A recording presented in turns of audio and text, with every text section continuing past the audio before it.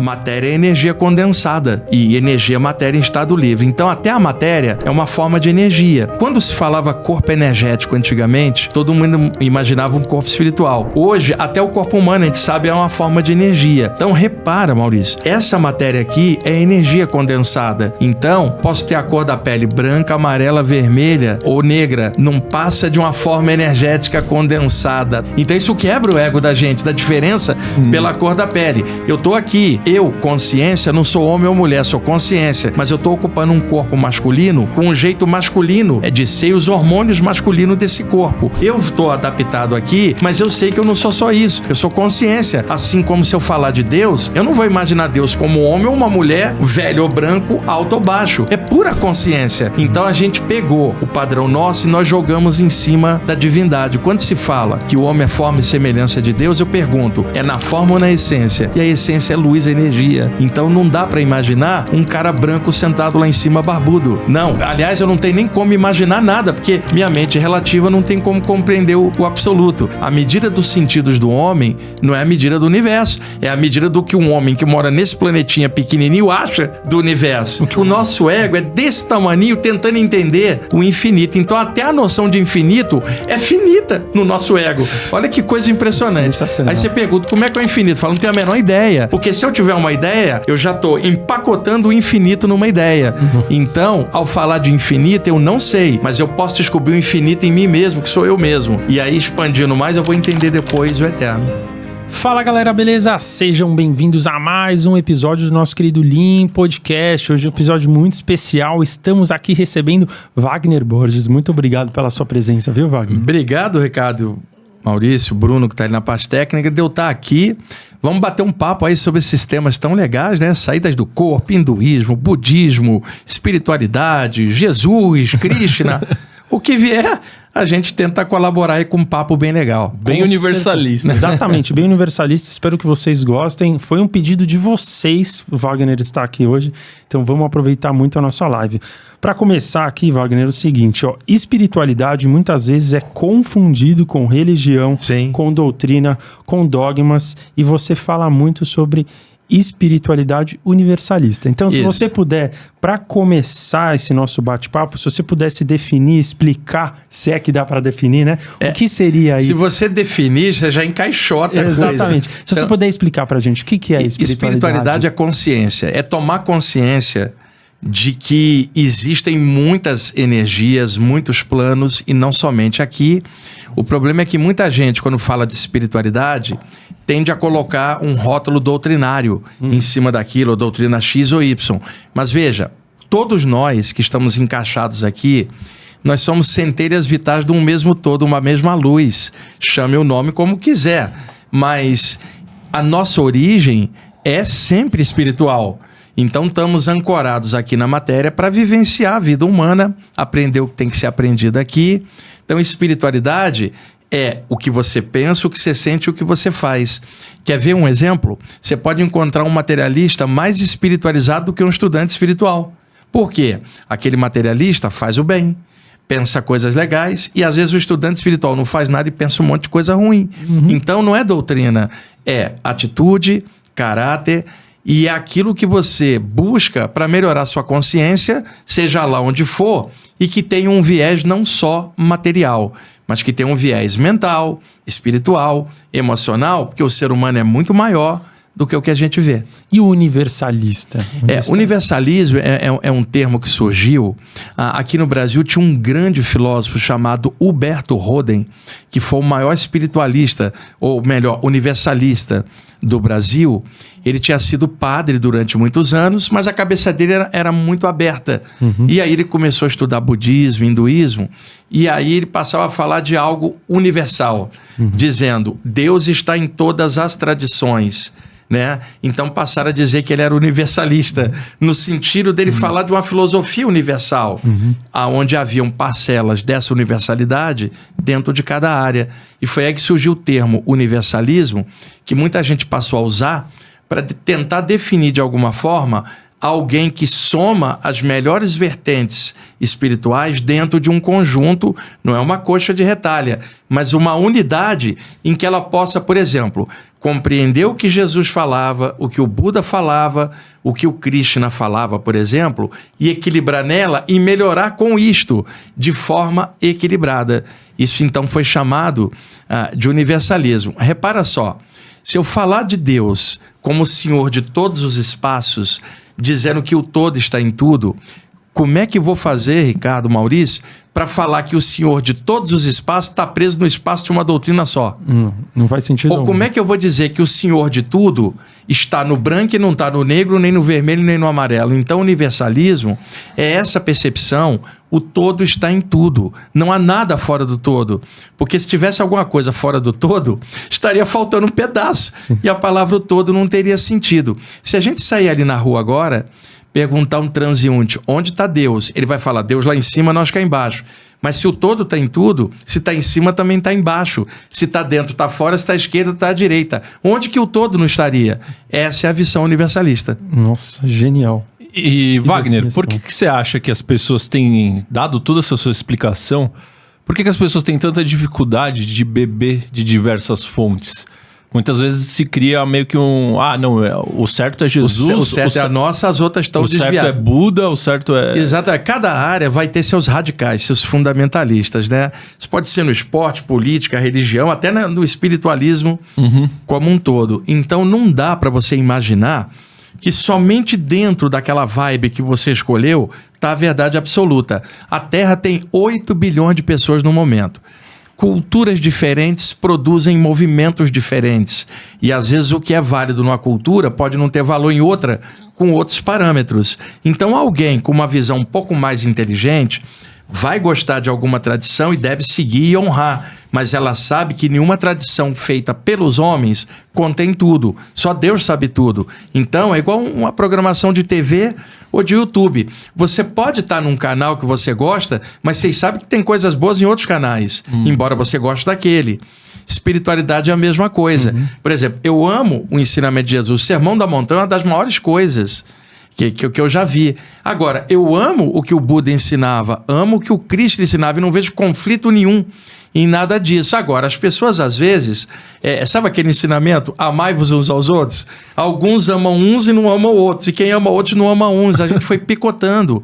Começamos a dividir pessoas por país, raça, sexualidade, doutrina, e isso é causa de várias guerras. Nós não encontramos uma unidade no meio das diferenças. Um mesmo alto, um mesmo Deus, cara, em bilhões de formas diferentes.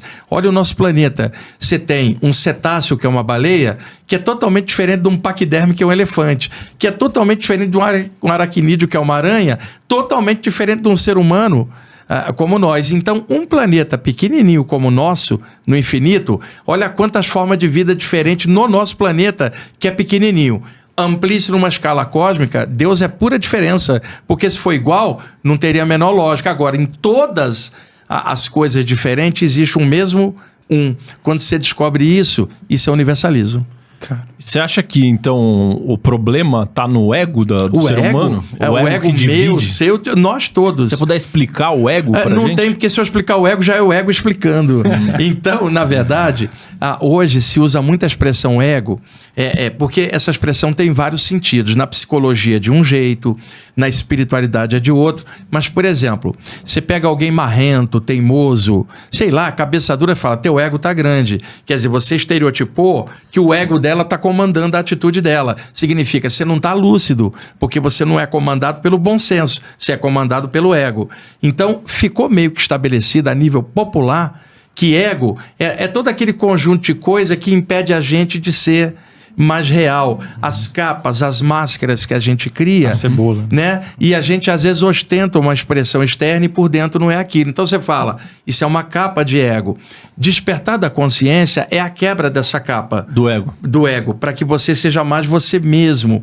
É direto. Por exemplo, eu trabalho com a parte espiritual. Então, para mim, o meu campo energético, minha aura, é o que tem que estar muito clarinho. Aí alguém fala, veste uma roupa branca. Eu posso estar com a roupa preta e uma aura brilhante. O outro pode estar de roupa branca com uma aura escura. Então, a gente começa a se enganar com a aparência, sabe? Com as coisas. Tudo isso é o que o hindu antigo chamava de Maya, a ilusão, que é o que os modernos chamam hoje de Matrix ou Matrix, por causa do filme do Keanu Reeves, da década de 90. Tem um monte de gente falando, isso aqui é uma Matrix. Como é que os hindus antigos falavam? Isso aqui é uma ilusão. O nosso ego nos ilude e nós pensamos que nós somos só a forma humana, que a gente come, bebe, dorme, morre e desaparece. Esse é o nosso ego, a nossa ilusão.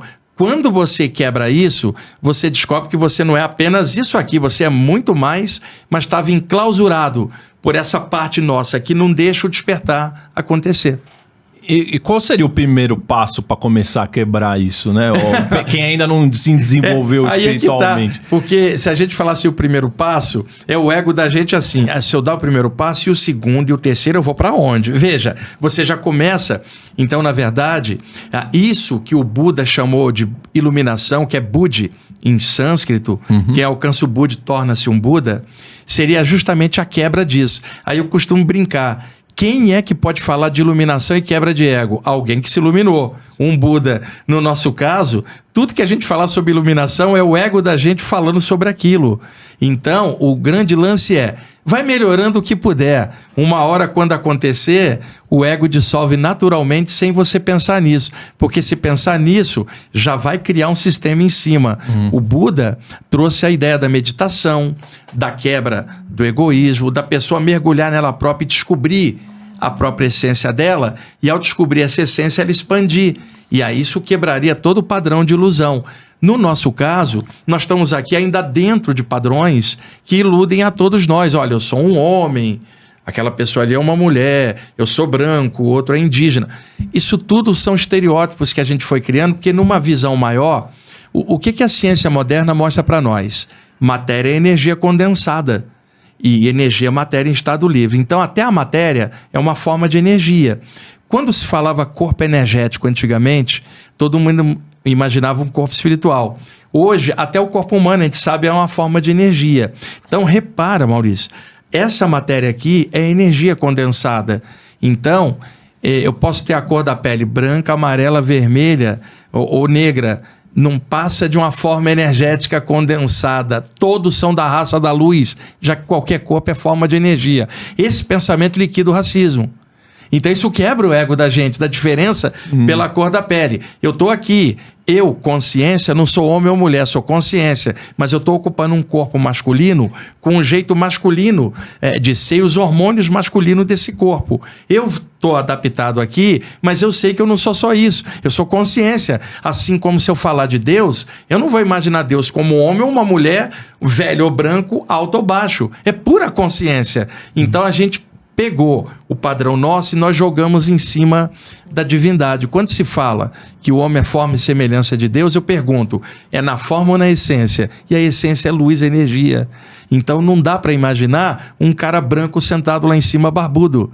Não, aliás, eu não tenho nem como imaginar nada, porque minha mente relativa não tem como compreender o absoluto. Nenhum de nós tem condição de entender algo além de nós mesmos. Então qual que é o caminho? Descubra a mim mesmo, melhore e desperto, aí eu expandindo eu vou sentir e saber. Mas no momento nós estamos muito comprimidos. Aí como é que diria o hindu? Estamos dentro de um invólucro de Maya, que é o nosso ego. E a gente não consegue reconhecer algo maior, e quando a gente pensa em algo maior, a gente pega a nossa visão e joga em cima. E essa visão não é a do universo. Por quê?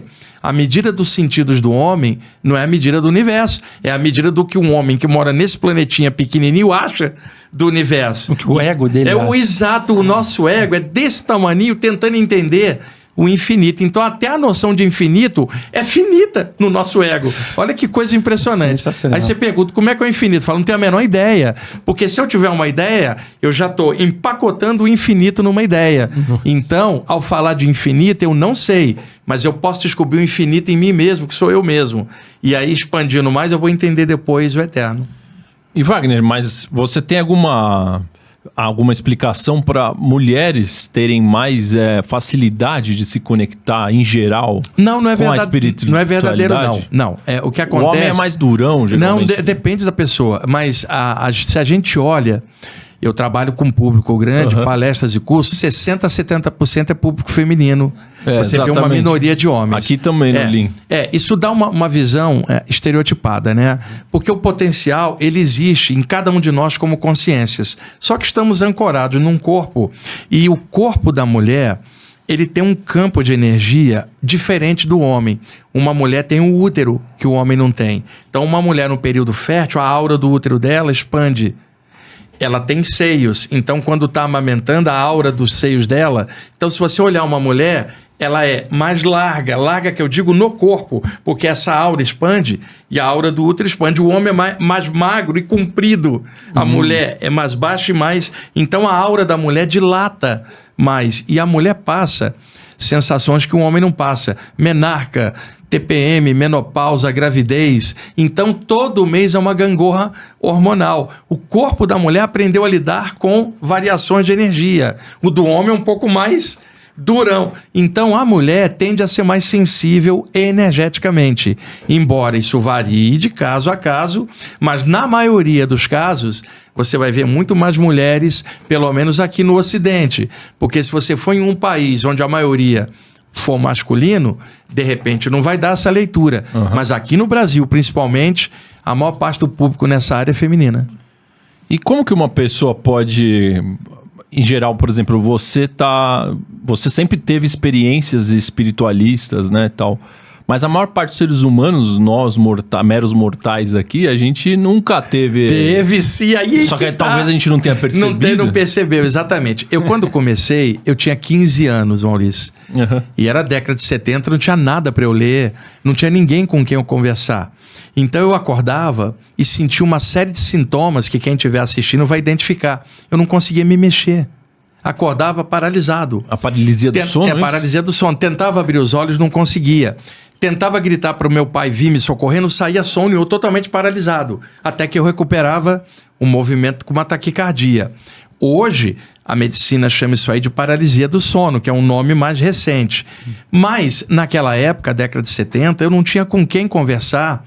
E minha mãe era muito religiosa, dizia que era o diabo me agarrando durante o sono. Caramba. E, na verdade, você está dormindo, seu metabolismo cardiorrespiratório relaxa, as ondas cerebrais saem da vigília para o cochilo, para o sono leve, para o sono profundo. Então, o metabolismo está numa condição diferente da vigília, você desperta antes que o metabolismo tenha ativado. Isso é chamado de estado alterado da consciência.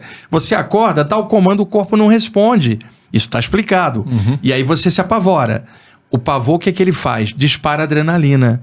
E a adrenalina, o que é que ela faz? Acelera o batimento. Então você está paralisado. Acordou, bateu o medo, você... de repente... Aí alguém fala, você não rezou? Olha aí, alguma coisa te agarrou. Eu comecei a escutar esse tipo de coisa e na época eu não sabia a explicação.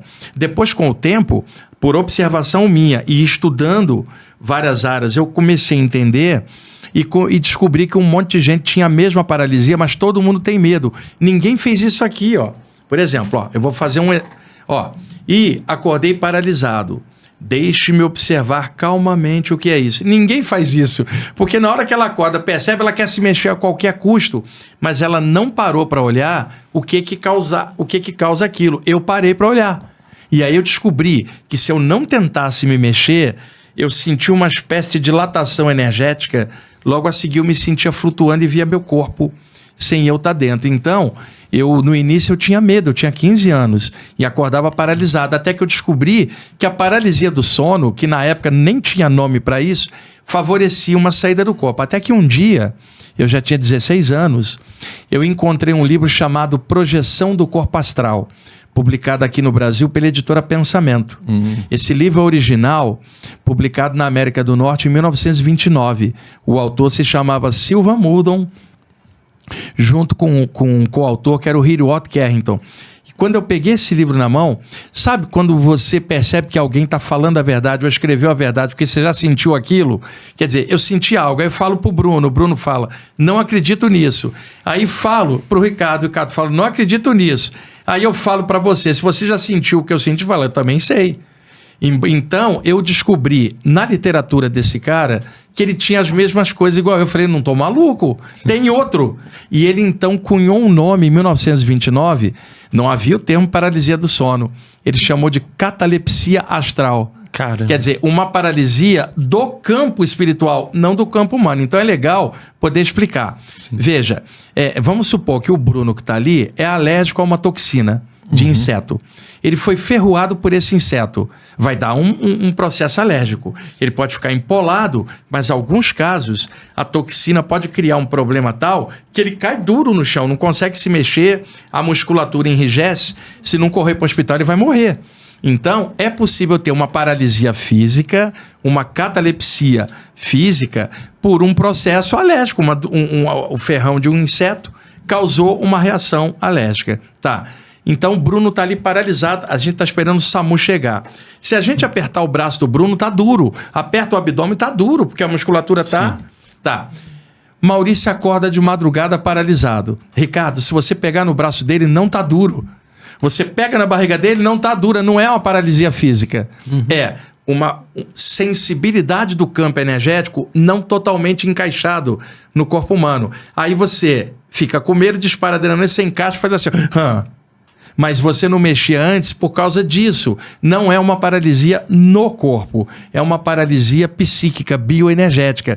Eu descobri isso quando tinha 16 anos. Então, aos 19, no Rio de Janeiro, eu comecei a dar palestras para contar essas experiências, porque eu sabia que tinham outros. Começou a juntar gente, Ricardo, gente, e de repente eu tinha uma multidão me escutando, eu tinha facilidade de comunicação, estava observando a literatura em geral dos chamados temas espirituais, mas sem prender minha mente. Sim. Eu sempre tive um pendor de abertura grande. Então eu comecei a explicar essas coisas e um monte de gente que tinha isso começou a chegar e perdeu o medo. Porque, é claro, dependendo para quem você conversa, um te diz que um espírito te agarrou, o outro foi o diabo que te agarrou, tu fala assim, fizeram uma magia para você, Maurício, para travar a tua vida. Então, não é isso que é a paralisia. E aí, esses anos todos eu venho falando sobre isso, e é o tema que mais as pessoas temem quando a gente pergunta, é a tal da paralisia. Que a pessoa imagina, tipo assim, vão me enterrar vivo, eu não vou poder gritar. E não é uma paralisia física. Ela vai voltar ao normal, basta ela ficar tranquila. Mas ela se agita, a adrenalina sobe, e ela fala, meu Deus, eu não quero dormir mais para não acordar paralisado. Então eu comecei a dar palestra, eu tinha 19, comecei a ter esses fenômenos, eu tenho 15. Resultado, eu estou com 63 anos fazendo palestras e cursos sobre esses temas, essas décadas todas, falando sobre isso. E é claro, tem outras pessoas também esclarecendo, mas não são muitas como precisaria. Muitos que estão assistindo a gente agora estão identificando essa sensação. Eu também tinha uma sensação de dilatação.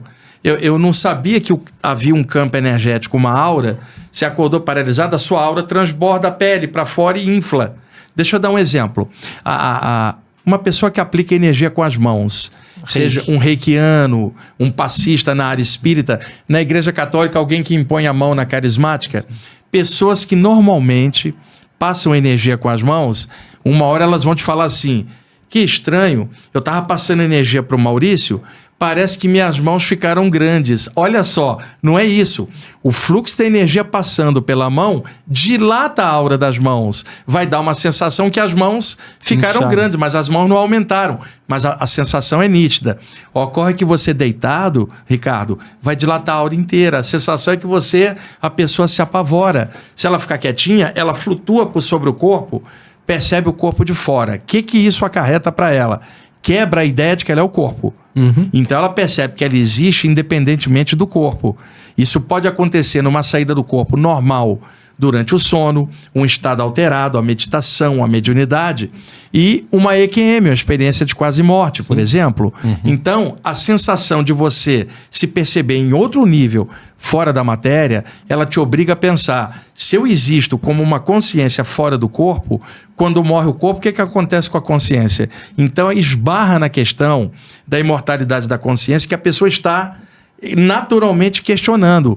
Isso muda totalmente a maneira dela ver. Por exemplo, eu como jovem jogava no time da rua, ia à praia, namorava, ia a teatro, cinema, apaixonado por rock progressivo e hard rock, que eu sou até hoje, né? Sim. Então, dentro disso tudo, é claro, vai crescendo toda uma leva de adolescentes, com o tempo desencarna um por doença, o outro morreu com overdose. É assim, é toda uma geração. 3 viraram médico, 2 viraram policial, 2 morreram. É assim, e vai indo, como qualquer geração num bairro, né? Então, o que acontece? Durante essas saídas do corpo, Ricardo, eu comecei a ver alguns dos amigos que tinham desencarnado. Caramba. E eu percebi que eles estavam vivos em outro plano. E veja, eu não frequentava lugar nenhum, eu não tinha doutrina nenhuma para me dizer o que estava acontecendo. Eu estava tendo uma saída do corpo. E um erro que muita gente comete: esse cara tá falando de saída do corpo, ele deve ser espírita, ou vai que ele mexe, gosta da Umbanda, ou ele é meio ocultista. As pessoas te rotulam rapidamente. E outra coisa, ainda chega alguém e fala assim: você que mexe com essas coisas, ou tipo assim, e você que tá medindo com essas macumbarias. As pessoas rotulam por ignorância, tá? O ser humano tem um conjunto de experiências que, se não tiver explicação, ela fica muito confusa. Eu tinha um amigo católico, adolescente igual eu, e aí eu contei para ele que eu estava tendo essas experiências e estava comprando livros para tentar me entender. Cara, ele fez o sinal da cruz para mim e falou assim: Wagner, você é o meu melhor amigo. Eu não sabia que você mexia com bruxaria. Olha só como era aquela época. E lentamente ele foi se afastando de mim por preconceito religioso. Os anos se passaram e ele me procurou. Wagner, você que mexe com essas coisas, eu ando acordando e não consigo me mexer. Você que mexe com essas coisas, o que é isso? Aí eu falei: aquilo que você um dia se afastou de mim, que eu comecei a sentir. Esse rapaz até hoje estuda comigo, mora no Rio de Janeiro. Caramba. Porque ele continua católico. E eu falei pra ele: continua católico, é a praia que você gosta de Nossa Senhora, continua, cara. Isso não é religião, isso é saída do corpo. Pode acontecer com qualquer um. Agora, segue a religião. Agora, não deixa a religião empacotar e tentar explicar tudo que rola com você. Porque o ser humano é muito mais do que ele imagina. E muitas experiências, as religiões clássicas, não só no Ocidente, no Oriente também, não explicam. Imagina, Ricardo, Maurício, você acorda paralisado. Tá, você não procurou isso, você acordou, uma sensação. No dia seguinte você vai conversar com um religioso. Veja, ele não estudou aquilo para poder te explicar. Então ele vai falar assim: você não rezou, tem algo ruim te acontecendo. Pergunta um professor de yoga, daqui, mais radical. Ele vai falar: é o seu ego. Que ego? Eu deitei para dormir e acordei paralisado. Que ego é esse? Tem nada a ver com ego, é uma sensibilidade parapsíquica. Pergunto para o professor de parapsicologia, ele fala: isso é paranormal. Pergunto para o professor de yoga, ele fala: isso é Kundalini abrindo teus chakras. Cada um tem uma explicação. Pergunto para o espírita, ele fala que eu sou médium. Pergunto para um bandista, ele diz que o preto velho encostou. Pergunto para o materialista, ele diz que eu tô louco. Pergunto para o psiquiatra, ele me dá um Lexotan, a mesma pergunta. E outra, você já notou? Sim. Todo mundo falou com você, mas quem é que explicou o que você tinha sentido? E o que é? Exatamente. A sensibilidade do ser humano, ela tem várias características que emergem espontaneamente, que é isso que era chamado outrora de paranormalidade. Hoje se usa um termo mais arejado por causa de picaretas variados que, usando o termo de paranormal, enganam a população, prometendo um monte de coisa. Então hoje, você fala assim: parapsiquismo, o conjunto parapsíquico de capacidades latentes. Repara só, a capacidade de pensar, ela é desenvolvida no ser humano. Então, por exemplo, vocês dois trabalham há tempo, são amigos há tempo. Pode ser que, de alguma forma, haja uma comunicação mental entre pessoas que estão muito ligadas. Ela não é reconhecida, mas às vezes um está pensando algo, o outro está pensando igual, por uma linha telepática. Vai chegar um momento que, de repente, um está conversando com o outro mentalmente à distância. Telepatia. Chama-se telepatia. É uma faculdade hoje reconhecida, faculdade parapsíquica, a própria ciência reconhece. Mas isso já ocorre inconscientemente. Por exemplo, você está no elevador. Você está parado, o elevador Você pegou no primeiro, você vai para o quinto. O elevador parou no terceiro. Segundos antes da porta se abrir, você lembrou do Maurício, Ricardo. Abre a porta, é o Maurício, cara. Já aconteceu várias vezes. Segundos antes, lembra dele. Segundo depois, ele liga. Então, existem comunicações inconscientes. Todo mundo sente isso. O cético vai falar que elas são latentes. Em algumas pessoas, elas emergem. E ao emergir, aquilo é normal. Mas se ela não tiver explicação, ela vai esbarrar numa série de explicações de quem não estudou aquilo para poder explicar. Por exemplo, clarividência, a capacidade de você perceber algo. Então, por exemplo, para a gente enxergar um objeto, tem que haver uma fonte de fótons, de luz. A luz bate no objeto e reflete. Então, a luz está batendo em mim, vocês me veem, e eu estou vendo vocês que a luz rebate em você. Os nossos olhos captam os impulsos luminosos, rebatido, e o nosso cérebro interpreta. A gente fala, estou vendo. Isso em latim é chamado videre, ou vidência, a capacidade de ver algo que a luz rebate. O que acontece, Ricardo? Você está de olhos fechados, de repente acende uma luz dentro da tua testa, cara, que não está vindo de fora, ela está vindo de dentro para... Se ela viesse de fora, explico, é incidência da luz. Ela está vindo de dentro, você está no quarto escuro, que luz é essa? E de repente essa luz emerge, você começa a ver imagens, sendo que seus olhos estão fechados. Então, isto é clarividência. Alguém fala, isso não será imaginação? Que imaginação? E essa luz que está brotando aqui, você fala, meu Deus, parece que acenderam uma câmera de neon dentro da minha mente, e aí você abre os olhos, não tem luz nenhuma. Então, isso é um sintoma parapsíquico de um dos chakras que está aqui, que é o chakra frontal. Então, eu comecei a mapear essas coisas e comecei a explicar dessa forma natural que vocês estão vendo, porque acontecia comigo. Não era algo que eu tinha lido num livro e depois procurado. Eu fui procurar os livros para entender o que já acontecia. E ainda acontece? E ainda acontece, claro. Eu estou vindo do Rio Grande do Sul, eu tive várias experiências lá. E como eu estava dando palestra e curso, eu chegava todo dia e contava para a turma. E um monte de gente tinha experiência similar. Então, a gente está falando de algo que ninguém conversa. Quando se começa a conversar, todo mundo começa a falar, isso aí já rolou. Meio eu tabu, acho que isso aqui né? Virou tabu. Um cara como eu, e tem outros também, e outras mulheres também legais, pessoas falando desses temas, isso é legal porque traz um pouco de humanidade. Veja, eu não estou falando de uma religião X ou Y, não estou falando de uma doutrina espiritual ou não, eu estou falando da sensibilidade humana que emerge. O que acontece é que cada doutrina interpreta de acordo com o parâmetro. O que eu proponho? Interpretar isso de forma natural. Tipo, você está sentindo isso? Tá, vamos estudar isso. Agora, fora disso, continua na religião que você gosta, continua no esporte que você gosta, sabe? O que uma coisa tem que anular a outra? Mas se você tem um valor doutrinário ou um pacote para jogar na pessoa, você está interessado em doutrinar. Então veja, olha, Ricardo, eu vou te explicar, mas você tem que entender tais parâmetros assim. Já começou engessando. Eu, particularmente, nunca gostei disso, porque eu cresci numa família que minha mãe era muito religiosa e fanática e pai materialista, então eu não tinha com quem conversar. Então, já de per si, eu notava isso. Eu falei, eu não vou ser assim. Eu não vou ter... E aí, ao entrar nos estudos espirituais variados, eu notei que cada um puxava a brasa para sua sardinha.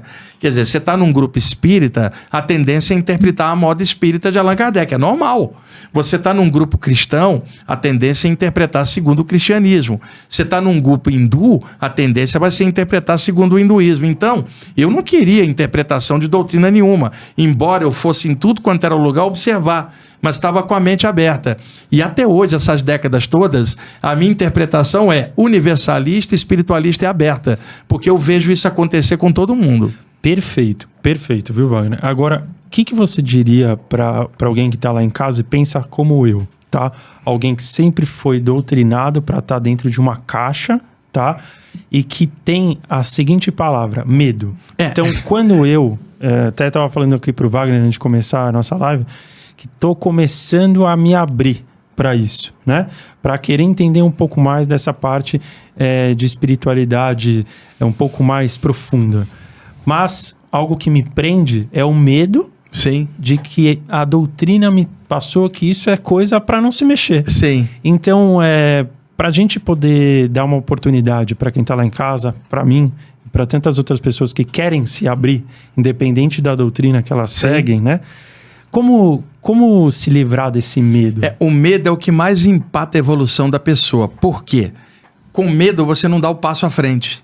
Ninguém com medo vai para frente. Você cria uma barreira cheia de coisas. E quais são os medos básicos que o ser humano tem? A gente, por exemplo, o medo do diabo, por exemplo, aqui no Ocidente, tá? Só para pegar, porque no Oriente vão ter os medos das doutrinas deles. Certo. Medo do diabo, medo do velho do saco embaixo da cama. Isso é popular. E o maior erro de todos, no imaginário popular, nós criamos uma entidade para representar a morte, que é o grande medo. O que nós fizemos, Ricardo? Pegamos uma caveira, botamos uma mortalha, um capuz e uma foice na mão. E aí agora eu falo assim, cuidado, Ricardo, lá vem ela. Como se fosse uma coisa que vai vir te buscar. E isso não existe. Porque para desencarnar ou morrer, não precisa de algo te buscar, basta nascer. Porque só morre o que está vivo.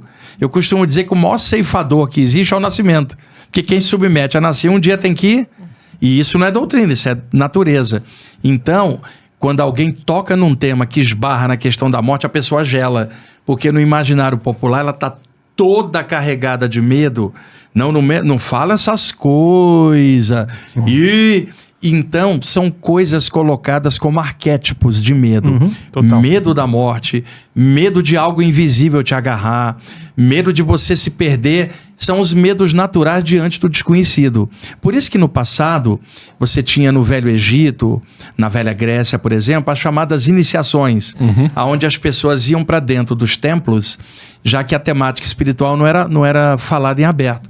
Então as pessoas iam para dentro dos templos, onde pessoas iniciadas dentro daquela tradição abririam o caminho para ela vencer o medo, através de provas iniciáticas, estudos para testar. Então um dos testes antigos era deixar a pessoa num quarto escuro sem luz ali trancada, cara, para testar o medo dela. Aí no medo a nossa mente vai criando um monte de coisas e a gente sai correndo dali e não tinha nada. Por exemplo, o Maurício acorda de madrugada, entrou um besourinho voando e ele bateu na porta do armário. E o besouro tem as asas bem duras, a carapaça da asa é dura. Ele bate, o Maurício acorda com o barulho assim, tleque, que é a batida dele. E aí o besouro cai no chão e faz tleque, tleque. O Maurício acorda apavorado, fala, meu Deus, tem algo aqui. Era um besouro, cara. Outra, no escurinho ele acende a luz e fala, tinha algo aqui. Aí ele acende a luz, porque pintou o medo desconhecido, ele acha que tem algo ali. Aí ele acende a luz e fala, ufa, não tem nada, vai apagar a luz e dorme. Só que se tivesse algo invisível ali, acender a luz não tira o algo invisível. Sim. Mas a pessoa com medo não raciocina.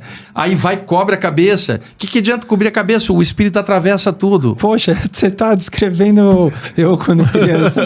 Então, mas a gente vai aprendendo isso enquanto criança.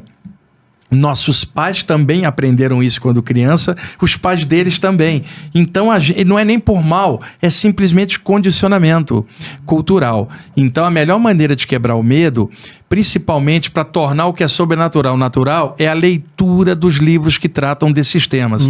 Quando eu falo leitura, eu não estou dizendo leitura dessa área, estou falando leitura de conjunto para você ter uma visão larga e, na média, você se entender.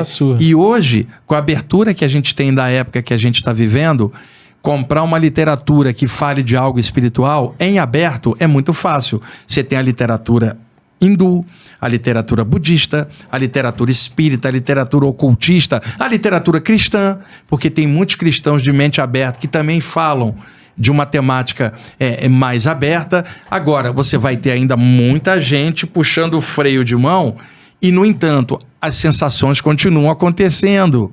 Se não tiver uma explicação razoável, tem gente com medo de deitar para dormir, cara. Fala, e se eu dormir aquilo acontecer de novo? E aquilo nem sempre era ruim. É que na visão dela não tem explicação.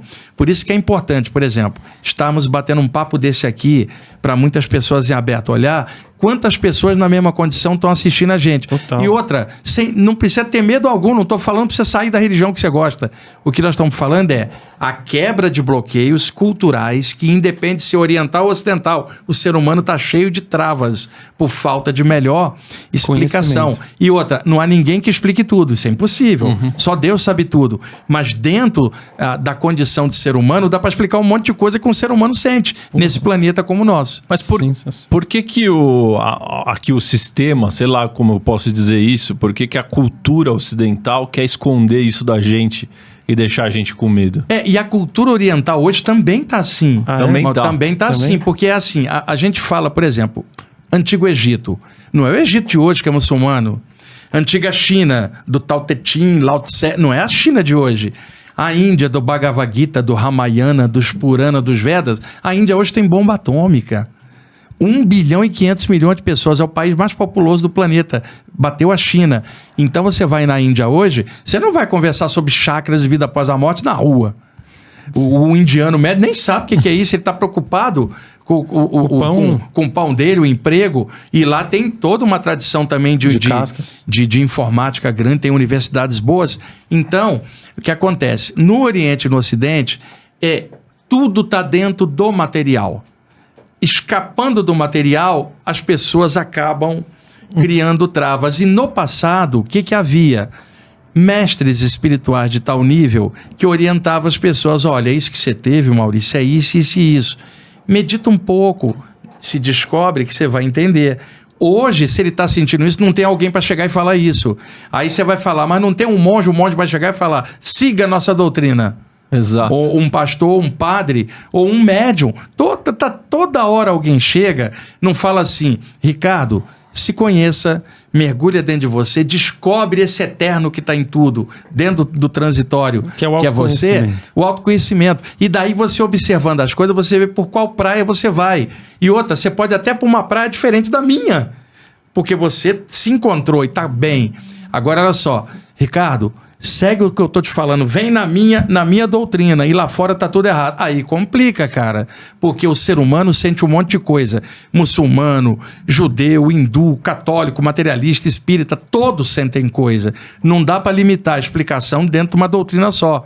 E existe dentro da parte espiritual radicalismo também. Você pode encontrar um espírita que só interpreta na base de Allan Kardec, mais nada. Como se Allan Kardec soubesse tudo. E o Oriente não soubesse nada. Isso é uma besteira. Aí você pega um umbandista que acha que só a Umbanda dá resposta para as questões da vida. E isso também não é verdadeiro. Cada área tem aspectos fragmentos da verdade. Você vai para a área ocultista, não responde tudo. Vai para a teosofia, não responde tudo. Nenhuma área, cara, humana, imperfeita, como nós todos somos, poderia criar a perfeição de explicar tudo. Cada uma tem uma pequena parte. É tipo assim, um diamante, cara. Sim. Você joga uma luz em cima de um diamante, tem 1000 brilhos diferentes refletindo. Nós temos 1000 brilhos da verdade brilhando em cada área. Então, pego aqui, pego ali e descubro o meu diamante dentro de mim mesmo. E essa vertente universalista, existe... a prática de... Não tem, porque se houver uma prática já é um sistema. Então, simplesmente o universalismo, a mente aberta de observar, somar, equilibrar, descobrir o melhor no conjunto. Entendi. E isso não significa despersonalizar. Deixa eu me dar um exemplo. Você é guitarrista. Você sola bem pra caramba. Sou pianista. Então, vamos lá, pianista, tá? Você é pianista. Você faz solos ali lindos. E eu gosto muito de pianistas. No rock progressivo tem o Rick Wakeman, uma cara. Que é. No Genesis tinha o Tony Banks e esses grandes tecladistas da área que eu gosto. Na música clássica... Do jazz, então. Né? Então, por exemplo, você tá ali. Então, você tá acostumado a fazer o solo que você quer, seguir do jeito que você quer. Um dia você entra numa banda... Aí já não é mais o teu trabalho solo, é o conjunto com a banda. Fala assim, ele é guitarrista, eu sou baixista. Por que só tá tendo esse teclado aqui? Vamos equilibrar o som. Vamos aqui... Agora você não tá mais numa carreira solo. Tem nós, é um conjunto. Então você começou a trabalhar em conjunto porque você tá dentro de uma banda. Então, o universalismo de uma banda não é a carreira solo de um músico só. A mesma coisa espiritualmente. A gente pode estar dentro de um conjunto sem... Por quê? Você está num conjunto, mas você não perdeu a tua capacidade de pianista. E você continua gostando de piano, mas ali o som é conjunto. Tem que tocar conforme a música. Tocar conforme... E outra, vão existir outras bandas muito boas tocando outros estilos. E você não vai poder dizer que só o estilo da tua banda que está certo e as outras estão erradas. E hoje acontece. O universalismo existem várias bandas boas de estilo diferente. Tem o Elvis e tem o Beatles. Então, vamos pegar o de melhor. Por exemplo, e eu gosto tanto de Elvis quanto de Beatles. E se eu falar que eu gosto de funk aqui. Como eu gosto de vale criticar. O funk já é diferente. Eu adoro o funk, o funk americano, da década de 1960. James Brown, que era gênio, The Temptation, Marvin Gaye, o soul, da onde vem ali o blues. Então, o que nós temos hoje não é funk, é uma mistureba de vários estilos, numa espécie de hip hop bem rasteiro. Nos Estados Unidos também tá assim. Eu viajo muito.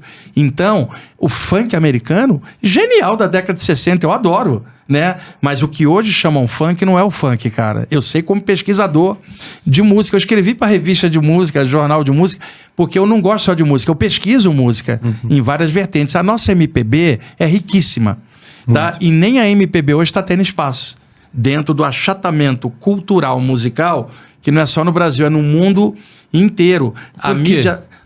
rebaixa, isso começou na década de 80, cara. Uma espécie de achatamento. Então, por exemplo, na década de 70, você pegava um Pink Floyd, o David Gilmour, o guitarrista, fazia um solo enorme. Pegava o Yes e o Rick Wakeman, fazia um solo enorme. Exato. As gravadoras bancavam, falavam, faça a música que vocês quiserem, a gente vai lançar. Na década de 80 começou assim: Ricardo, diminui esse solo, nós queremos uma música no máximo de 4 minutos, porque ela gruda na cabeça do ouvinte, né? E ele fica cantando. E uma peça longa dessa, a pessoa tem que pensar, tem que parar. Então começou a música curtinha de 3, 4 minutos, com um gancho, um refrão que gruda na cabeça e você fica. O mês que vem tem outro. Repara só, você acabou de citar Beatles e Elvis. A gente pode citar aqui no Brasil Bossa Nova, a nossa MPB riquíssima. Por exemplo, eu adoro Secos e Molhados e Ney Matogrosso, Tim Maia, Jorge, da época que era Jorge Ben. Milton Nascimento, nossa MPB é riquíssima. Então, o que você pega hoje? Uma coisa rápida, ela não te dá referência. Você acabou de lembrar dos Beatles. Tá, nós estamos há quantos anos? Mais de 50 anos dos Beatles. A geração de hoje, daqui a 50 anos, vai lembrar do quê?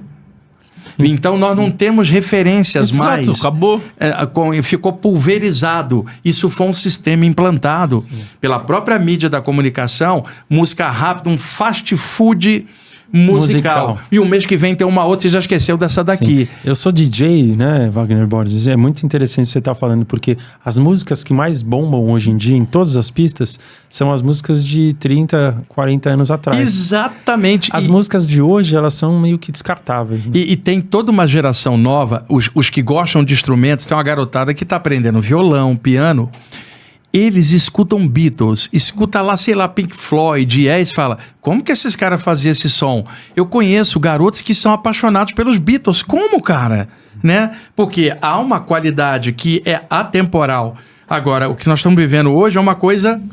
Então, mas... muito rápida, muito pueril. Puxando pro lado, né? esse papo pro lado espiritual, você não acha que isso é culpa de uma guerra espiritual que nós estamos vivendo? Não, na verdade não. A guerra espiritual, na verdade, se chama ignorância, Maurício. Alguém chega e fala, tá tendo uma guerra espiritual. Tá aí, baseada em qual doutrina que você tá falando isso? Já vem o pacotão de novo. O que eu acho que a guerra espiritual, qualquer que seja, é dentro da gente. E se chama ignorância. Mas o sistema não quer deixar a gente burro? O sistema mantém a gente ignorante. Sim, isso é fato. Mas não é só o sistema no sentido status quo. Se a gente olhar, doutrinas em geral também estão fazendo isso, cara. Quando te mantém dentro do status quo, que não permite você pensar fora da caixinha.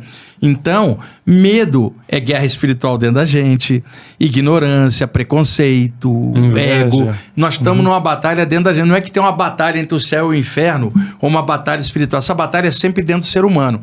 Acontece que semelhante atrai semelhante.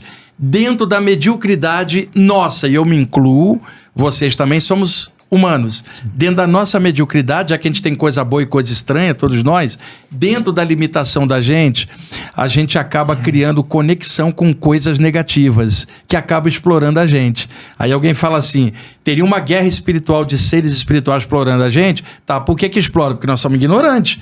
Então, o que existe são exploradores da ignorância e do medo, seja a nível humano ou a nível espiritual. Remédio para isso, despertar a consciência. Aí, perdendo o medo, como é que eu vou ser controlado? Você repara, a maioria das religiões tem medo de duas coisas. Orgasmo, que é a parte sexual, porque você já reparou, na hora de um orgasmo, você não pensa por alguns instantes. Se você não pensa, você não pode ser controlado. Por alguns instantes, tua mente ficou livre. Fora, em suspenso. Tá. Então, condene o sexo. Segundo, o riso. Porque alguém que ri, tira no sarro qualquer negócio. Então não vai ter medo. Então, coloque trava no sexo e trava na alegria. O ser humano fica triste, aí tem que buscar você para você religá-los com o céu, porque o sujeito está triste. Nossa. Alguém alegre não dá para ser controlado. Eu não estou falando de doutrina, falando como sistema oriental ou ocidental, isso existe. Quando você, por exemplo, é alegre, ri e goza, você não pode ser controlado. Simplesmente você não tem o pacotão. Outra, para que eu preciso daquilo se eu já estou feliz? Então é preciso que você esteja infeliz para eu poder te vender a ideia de que eu tenho que te reconectar com o céu. Eu te tiro o potencial e jogo lá para cima. Aí chega alguém e fala, aquele potencial de cima também está dentro, porque você é uma parte. Então, explora esse potencial e assuma o controle da tua vida. Isso não significa que você tem que sair da religião X ou Y. Por exemplo, eu acabei de falar, adoro Jesus, e eu não sou cristão. Adoro o Buda e não sou budista. Os ensinamentos de Jesus, cara, você olhando assim, fala, caramba, melhora qualquer ser humano que olhar aquilo com inteligência e sensibilidade. O ensinamento do Buda, que coisa incrível. O ensinamento do Krishna, por exemplo, você tem grandes mulheres ao longo da história que o exemplo de amor delas, como Maria, você vai lá para o Oriente, Kuan Yin, aqui, Madre Teresa de Calcutá, você tem pessoas que você fala, meu Deus, o exemplo dela é mais do que 1 trilhão de livros sagrados que eu possa ler. Porque sagrado é a atitude que ela está fazendo de ajudar os outros. Quer ver uma coisa que choca os outros, ô Ricardo? Vamos imaginar um grupo de materialistas que saiu na noite de São Paulo hoje para distribuir comida para moradores de ruas ou resgatar animais feridos. Tem um monte. Esses materialistas não acreditam em nada. Então não está esperando céu nenhum com a atitude deles.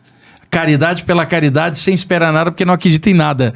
Conclusão, doação total, 100%. Exatamente. Um religioso, qualquer que seja a linha, ajuda esperando o paraíso. Então ele é um interesseiro.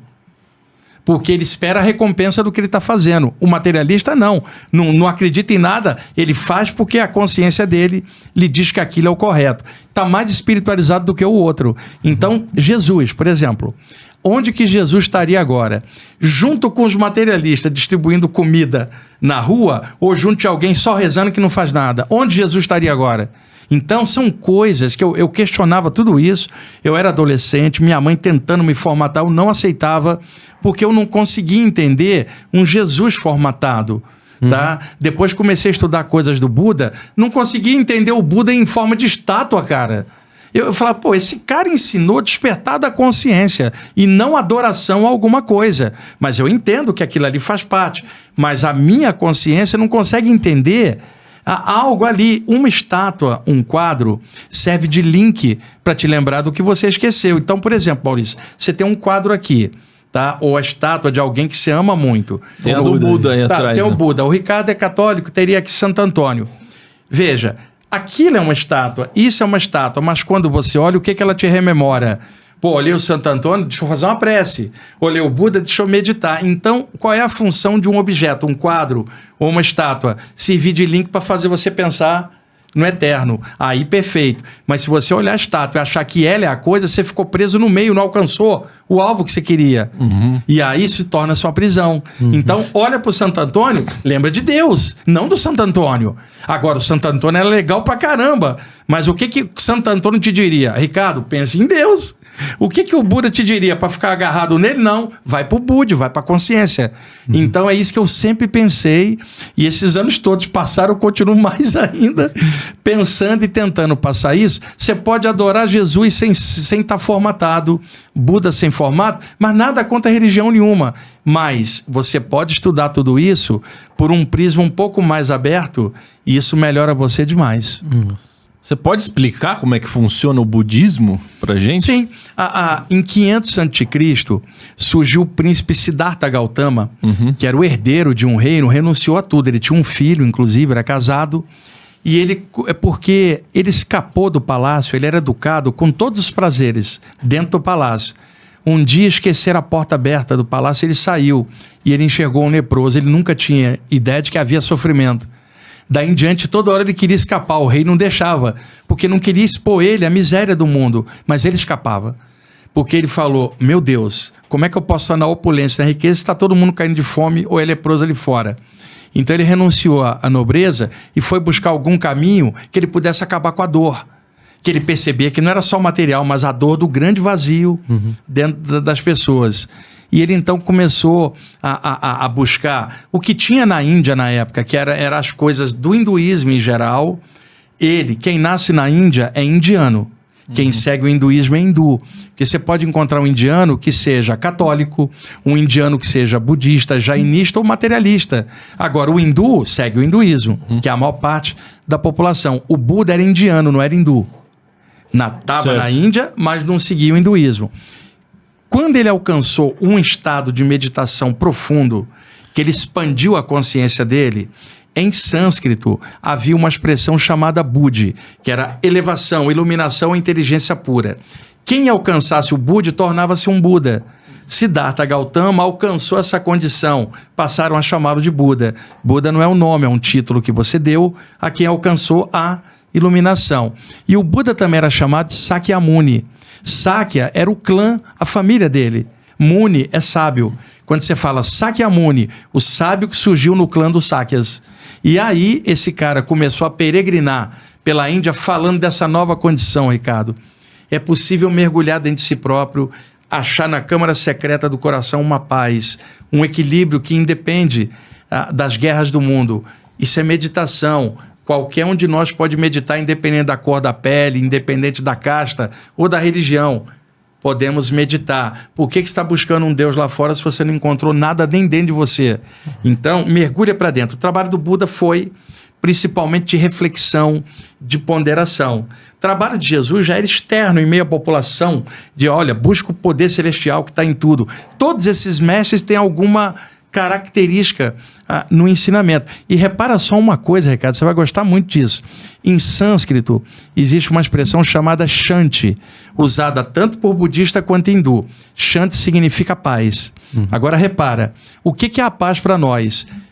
Estamos tão acostumados com guerra que quando a gente não está em guerra, a gente fala, estamos em tempo de paz. A paz dos homens não é paz, é o intervalo entre conflitos. Caramba. Agora, olha um cara igual Jesus.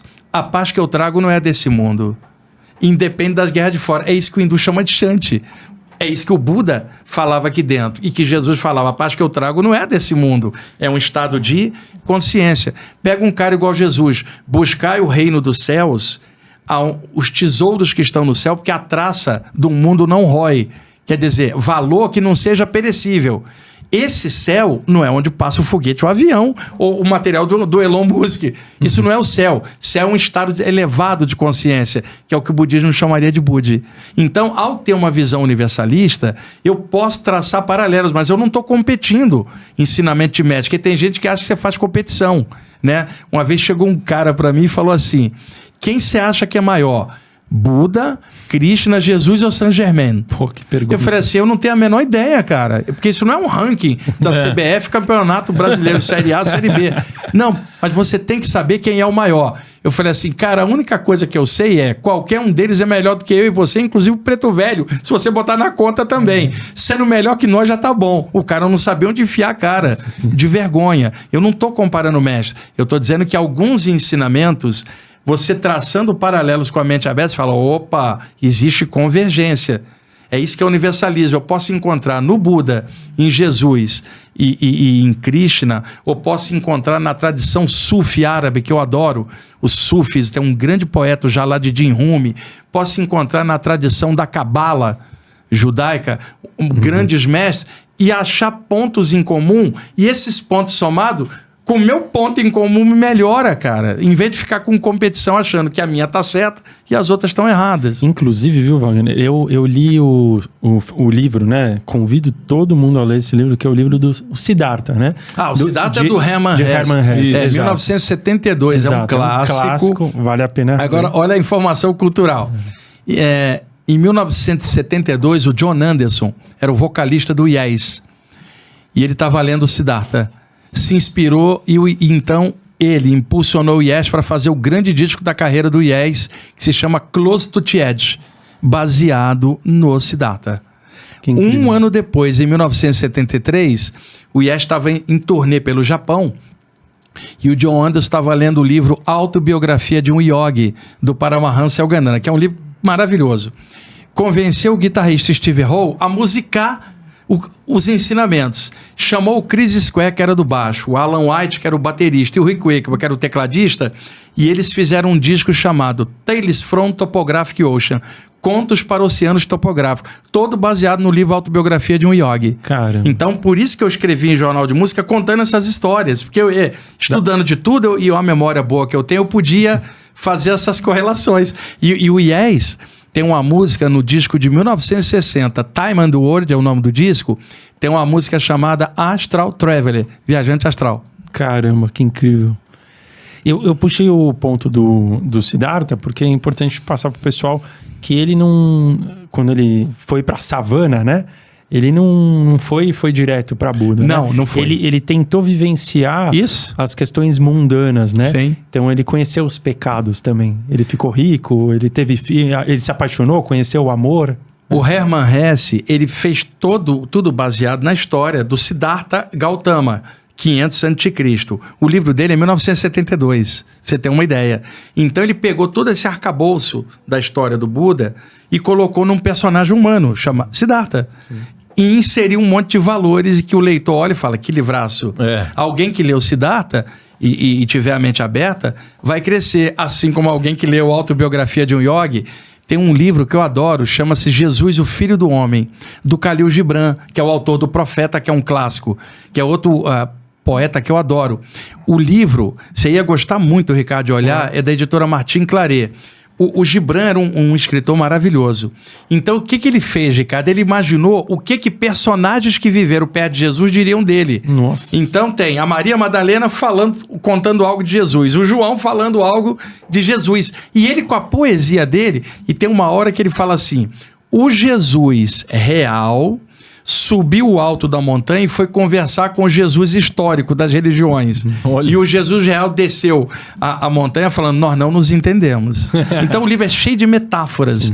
Jesus, o Filho do Homem. Um livraço. Por isso que é legal. Estou indicando Yogananda, Hermann Hesse. Baitas indicações. O Sermão da Montanha é um arraso, porque a mente livre e o coração livre me permite apreciar essas obras. Eu adoro poema, eu gosto do Olavo Bilac, Fernando Pessoa. Sabe, tem tanto poeta, Jalaluddin Rumi, que era árabe. Eu adoro poesia, cara. Então eu vejo um livro de um cara igual Fernando Pessoa e falo, meu Deus. Às vezes alguém fala assim pra mim, puxa, que texto legal que você escreveu, que eu escrevo muito. Fala, que nada, quem escrevia bem era o Fernando Pessoa, era o Jalaluddin Rumi. Eu tô quebrando o galho aqui na parte espiritual, escrevendo algo. Esses caras eram gigantes da escrita. Então, gostando muito de música, gostando muito de poesia, gostando da parte espiritual, eu fui fazendo disso tudo um caminho geral, somando comigo mesmo. Nossa, perfeito. A gente falou de Jesus, falou de Buda, mas você comentou de Krishna e do hinduísmo, mas se você puder explicar, vai que o pessoal lá em casa, alguém pode se identificar mais com essa vertente. Vamos lá. Que seria a minha pergunta também, né? Que é a cosmogonia hindu. Mais ou menos em 2500 a.C., surgiu um grande sábio na Índia chamado Vyasa. Uhum. O Vyasa tinha um grande épico na mente, mas ele tinha um medo que quando ele fosse escrever, ele perdesse a conexão da ideia. Ele criou uma ficção na mente. Ele estava procurando alguém para escrever. Maurício, você que já esteve na Índia, vai para lá de novo. Surge o deus Ganesha, que é o filho de Shiva com cabeça de elefante, que é uma metáfora, é claro. E o Ganesha fala, dita que eu escrevo. E aí o Vyasa pergunta, você vai escrever com o quê? O Ganesha quebra uma das presas, enfia no tinteiro e começa a escrever. Por isso o Ganesha tem uma presa quebrada. Por isso. É por isso. É claro que existem outros contos na Índia explicando a história da presa. Certo. Esse é mais um dos contos. Então, disso surge um épico chamado o Mahabharata. Maha, em sânscrito, é algo grandioso ou grande. Bharata era o nome de uma família que se dividiu numa guerra pela posse de um reino. Então, quando você fala Maha, que é grande, Bharata, que era a família, o épico que conta a grande guerra dos Bharatas, o Mahabharata. Quando a guerra acontece, entra um dos lados que estava lutando, que é a família dos Pandavas, onde o Arjuna era um deles, e o mestre dele era o Krishna. E eles entram numa carruagem no meio da batalha, e no meio da batalha o diálogo do Krishna com o Arjuna, que era o discípulo. Os hindus acharam tão fantástico isso que retiraram esse núcleo e chamaram de Bhagavad Gita, que é o diálogo do Krishna com Arjuna, que na verdade é um épico maior chamado Mahabharata. E aí passou-se a falar do ensinamento do Krishna para o Arjuna. E o Krishna para o hindu tem o mesmo valor que o Jesus tem para o cristão. E novamente vou falar, não estou competindo nem fazendo ranking de mérito, estou dizendo culturas como trabalham, né? E aí o Krishna ganhou essa proeminência. O Bhagavad Gita é uma obra espetacular que durante séculos rolou em sânscrito na Índia e hoje está traduzida em vários idiomas. O Bhagavad Gita seria a Bíblia? Não, a Bíblia para o hindu são os Vedas, que são mais antigos. Os 4 livros dos Vedas. E os Vedas dá outro gancho para explicar outra coisa. Os Vedas eram a estrutura sagrada hindu clássica. Ninguém sabe quando eles surgiram. 7.000 a.C., 6. São 40, né? Não, são 4 Vedas. São bem grandes. Se presume que são as escrituras mais antigas do planeta. Isso é questionável, ninguém pode comprovar isso. Então, durante séculos, foi surgindo na Índia um monte de linhas espirituais baseadas nos Vedas, né? Quando chega 1000 a.C., 1500, também ninguém sabe precisar, surge uma pleiade de sábios, homens e mulheres na Índia, que ganharam o nome de rishis, ou sábios ou videntes. Eram homens e mulheres que se retiravam dentro dos templos ou nas florestas buscando a meditação. Vários deles alcançaram a consciência cósmica, que é o que o yogi chamaria de samadhi. Eles de vez em quando desciam, sentavam e ensinavam para quem quisesse ouvir. Qual era a diferença? Chegava um sacerdote brahmane e citava capítulo e versículo dos Vedas. Você perguntava para um desses sábios, ele falava não com versículo e capítulo, a experiência viva dele na meditação. O povo começou a preferir isso. Tirou o Deus das escrituras sagradas lá de cima e trouxe para dentro, né? E aí foram juntando tudo que esses sábios ensinavam, o conjunto se chamou Os Upanishads. E aí os hindus acharam tão legais que pegaram os Upanishads e colaram no final dos Vedas, como um livro só. Igual o cristão pegou o Velho Testamento, pegou os 4 evangelhos que contam os feitos de Jesus e colocou no final, como a Bíblia, mas existe um hiato de séculos entre o Velho e o Novo. Na Índia, os Vedas antigos e os Upanishads mais modernos. E a linha que segue os Upanishads é chamada Vedanta.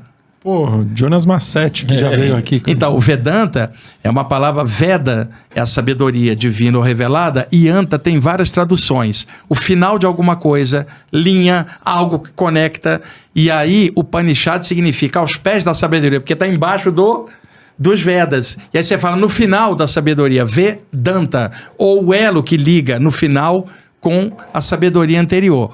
E também tem, no século 9 depois de Cristo, surgiu um grande yogi chamado Shankara.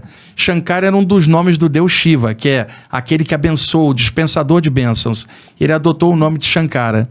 Ele escreveu um livro chamado Viveka Chudamani. Viveka é discernimento, Shuddha é suprema e Mani é joia. A joia suprema do discernimento. Todo baseado nos Upanishads e nos Vedas. E aí, olha, isso que eu vou falar agora é importantíssimo. Os sacerdotes brahmanes naquela ocasião, que é 9 depois de Cristo, 8 século, e aí mantinham a população dentro da ignorância. Vê se isso lembra alguma coisa. População caindo de fome e templo de mármore. E uma manipulação de ignorância na população para manter o controle. Chega o Shankara e muda tudo. Ele é como se fosse o Lutero que criou o cisma no século XVI no cristianismo. E aí surge o protestantismo também. Ele é o cara que criou o cisma no chamado brahmanismo. E aí depois dele passou a se chamar hinduísmo. Chegava um sacerdote e falava assim: Shankara, nós vamos fazer o ritual do fogo. Nós vamos jogar incenso, mirra, fazer o ritual do fogo para que os deuses beneficiem a nossa colheita. Venha, vamos meditar olhando a fogueira. Shankara virava e falava assim: eu já fui a milhares de fogueiras e não despertei minha consciência. Quando eu mergulhei dentro do meu coração, acendi a fogueira do discernimento e queimei meu ego, a consciência apareceu. Qual fogueira você acha que é melhor? Aquela lá fora ou a minha de dentro? Eu não vou meditar. Então ele tirou o poder do ritual e trouxe para dentro do coração, que era a meditação.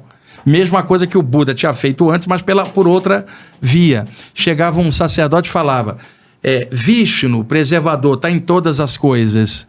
Aí o Shankara: se está em todas as coisas, está dentro do grão de areia, está dentro do cachorro, está dentro de mim. Para que eu vou buscar no templo se está em tudo, está dentro de mim? Para que eu vou lá se já está aqui? Eu não vou no teu ritual, vou meditar. Então tira-se o poder de fora e traz o poder para dentro, porque o eterno está em tudo. E aí surgiu o que é chamado o moderno hinduísmo ou cosmogonia hindu. E os mitos? Os mitos, todas as tradições têm mitos que são cortinas psíquicas, cortina de fumaça, que o leigo olha por fora, não entende, é um mito. Alguém que conhece aquilo, olhando, fala, esse mito esconde uma verdade que o iniciado entenderia. Então, por exemplo, tem um livro que vocês deveriam olhar, do Joseph Campbell, O Poder do Mito, em que todas as culturas têm, todas as religiões têm seus mitos. Agora, na Índia, que é a parte que eu aprofundei mais, por exemplo, por que as divindades são azuladas? Shiva, Rama, Krishna. Metáfora, eles vieram do céu, a cor do céu é azul, então quem vem de lá é azul. Por que 4 mãos? Simples, uma mão toca a terra, a outra toca a água, a mão de cima toca o fogo, a outra toca o ar, a cabeça é o éter ou a caixa, o universo, os 5 elementos. E aí você começa a ver que nas figuras dos deuses estão essas metáforas, né? Por exemplo, Shiva tem um terceiro olho aqui aberto, chama-se Shiva Netra, quer dizer, olho de Shiva. E aí, outro dia me perguntaram assim numa live, Wagner, ouvi dizer que se o olho de Shiva abrir, o universo é destruído, por isso ele é chamado de destruidor. Eu falei, nada disso. Você está envolvida numa camada de ilusão. Shiva chega, abre o olho e dissolve a ilusão e fala, isto é o real. Então, o que ele destrói? O teu universo ilusório. O ego. O teu ego. Caraca. Então, ele é destruidor do que é inferior, porque na natureza tudo é energia, nada morre, nada nasce, tudo é transformado. Conclusão, como Shiva poderia destruir algo? Agora, ele destrói tua ignorância. Então, por esse entendimento, Shiva tem um tridente na mão. O tridente tem 3 pontas. Muitas linhas hindus dividem as energias em 3. Então, por exemplo, tudo aquilo que é estimulante é chamado rajas. Tudo aquilo que paralisa é tamas. E o que equilibra é sattva ou sattva, o nome. Então, por exemplo, você toma café, é estimulante, ele é rajásico. Come a feijoada, te deixa todo pesado, é tamásico. Arroz integral equilibrado. Então, eles passaram a usar essa referência. Por exemplo, alguém que briga por qualquer coisa, rajas. Alguém covarde, tamas. E alguém que sabe a hora de brigar, a hora de calar, sattva. Então, essas 3 energias são as 3 pontas do tridente. Caramba. Que é o controle das energias. Olha só, a cobra naja que o Shiva tem no pescoço, você já deve ter reparado em algum documentário, a naja é uma cobra muito venenosa e ela desliza pelo chão e ela é capaz de erguer a parte da frente do corpo, né? Ela tem uma musculatura no corpo forte, ela enrola e a cabeça faz aquela posição assim, né? Então, qual é a metáfora do Shiva com a naja? Olha só que espetacular. Um ser que rasteja pelo pó da ignorância. Resolveu erguer a cabeça para o céu, que é a naja em pé. E ela tem um capelo que parece que a cara fica grande. Então, um ser que rastejava pela treva. Resolveu erguer para o céu e abriu a consciência. E aí a abertura de consciência é o Shiva, consciência cósmica. Por isso ele tem uma naja. Agora, imagina, o leigo olha e fala, não gostei desse Shiva, ele tem cobre e tem tridente, isso aí é o demo. Repara bem. Não, toda religião tem, o cristianismo também tem. Você não vai pegar a história de Adão e Eva ao pé da letra. Sim. Né? São metáforas, não vai achar que a humanidade só tem 6.000 anos. Então, hoje, muitos pastores falam nisso, padres também, com a mente mais arejada, que é claro que se olha aquilo com um simbolismo, uma sabedoria que interpreta de uma forma diferente, né? Então, esses mitos escondem verdades. Ficou preso no mito, você vai ficar cheio de medo. Ultrapassou e entendeu aquilo, você viu que o mito era a porta de entrada para uma sabedoria que estava atrás. Inclusive, o Júnior Legraz veio aqui há algumas semanas e foi a nossa primeira pergunta para ele, né? Se a gente veio de Adão e Eva ou dos macacos. E a resposta ele deu, a gente convida todo mundo a assistir. Nenhum dos dois. Eu também acho, nenhum dos dois. Que a consciência, cara, não é física. Exatamente. Vem do infinito. Manda bala. Eu tenho uma dúvida que é o seguinte. Jesus e o cristianismo falam de você olhar para o próximo. Eles pregam o amor ao próximo. O budismo, pelo que você já falou, olhe para dentro. Mas o que acontece? Você olha para dentro, desperta a consciência, brota a compaixão. É a mesma coisa, só certo. Que por uma outra via. Mas o hinduísmo fala o quê? O hinduísmo fala também, quebra a tua ilusão, quebra a maia, quebra o teu ego, que teu coração expande em amor. Tudo, ou seja, todos os três... Todos vão te falar de um amor cai no maior. amor no final. Não, cai não, sobe, eleva. Amor, cara, sem amor nenhum de nós vai avançar. E é claro que falando amor, eu não tô falando de aventura romântica, um filme de Hollywood, que é isso que muita gente acha. E muitos pesquisadores chatos na área parapsíquica, você acha que você fala de amor porque é emoção. Cara, como é que você vai viver só de intelecto sem sentimento? Então, o intelecto frio, seco, só faz besteira. Porque é poder sem sabedoria. E o amor sem inteligência vira fanatismo. Precisamos equilibrar o amor com a inteligência. O resultado chama-se sabedoria. Então, todos os grandes mestres falavam caminho do coração. Nenhum deles falou caminho da cabeça. E o caminho do coração para eles era o caminho espiritual. Desperta a tua consciência. Compaixão. Todos eles falaram isso com palavras diferentes, com cultura diferente. Todos eles falavam de amor e que sem você verter uma compaixão, você não tem como quebrar o teu ego. E o que é o amor para você? Se eu descrever o meu intelecto descrevendo o amor, deixa eu dar uma pista. Existe alguma universidade do amor? Não, porque seria intelecto. Já qualquer estudo, universidade é conhecimento. Conclusão, quantos intelectuais vocês conhecem que sabem tudo menos amar?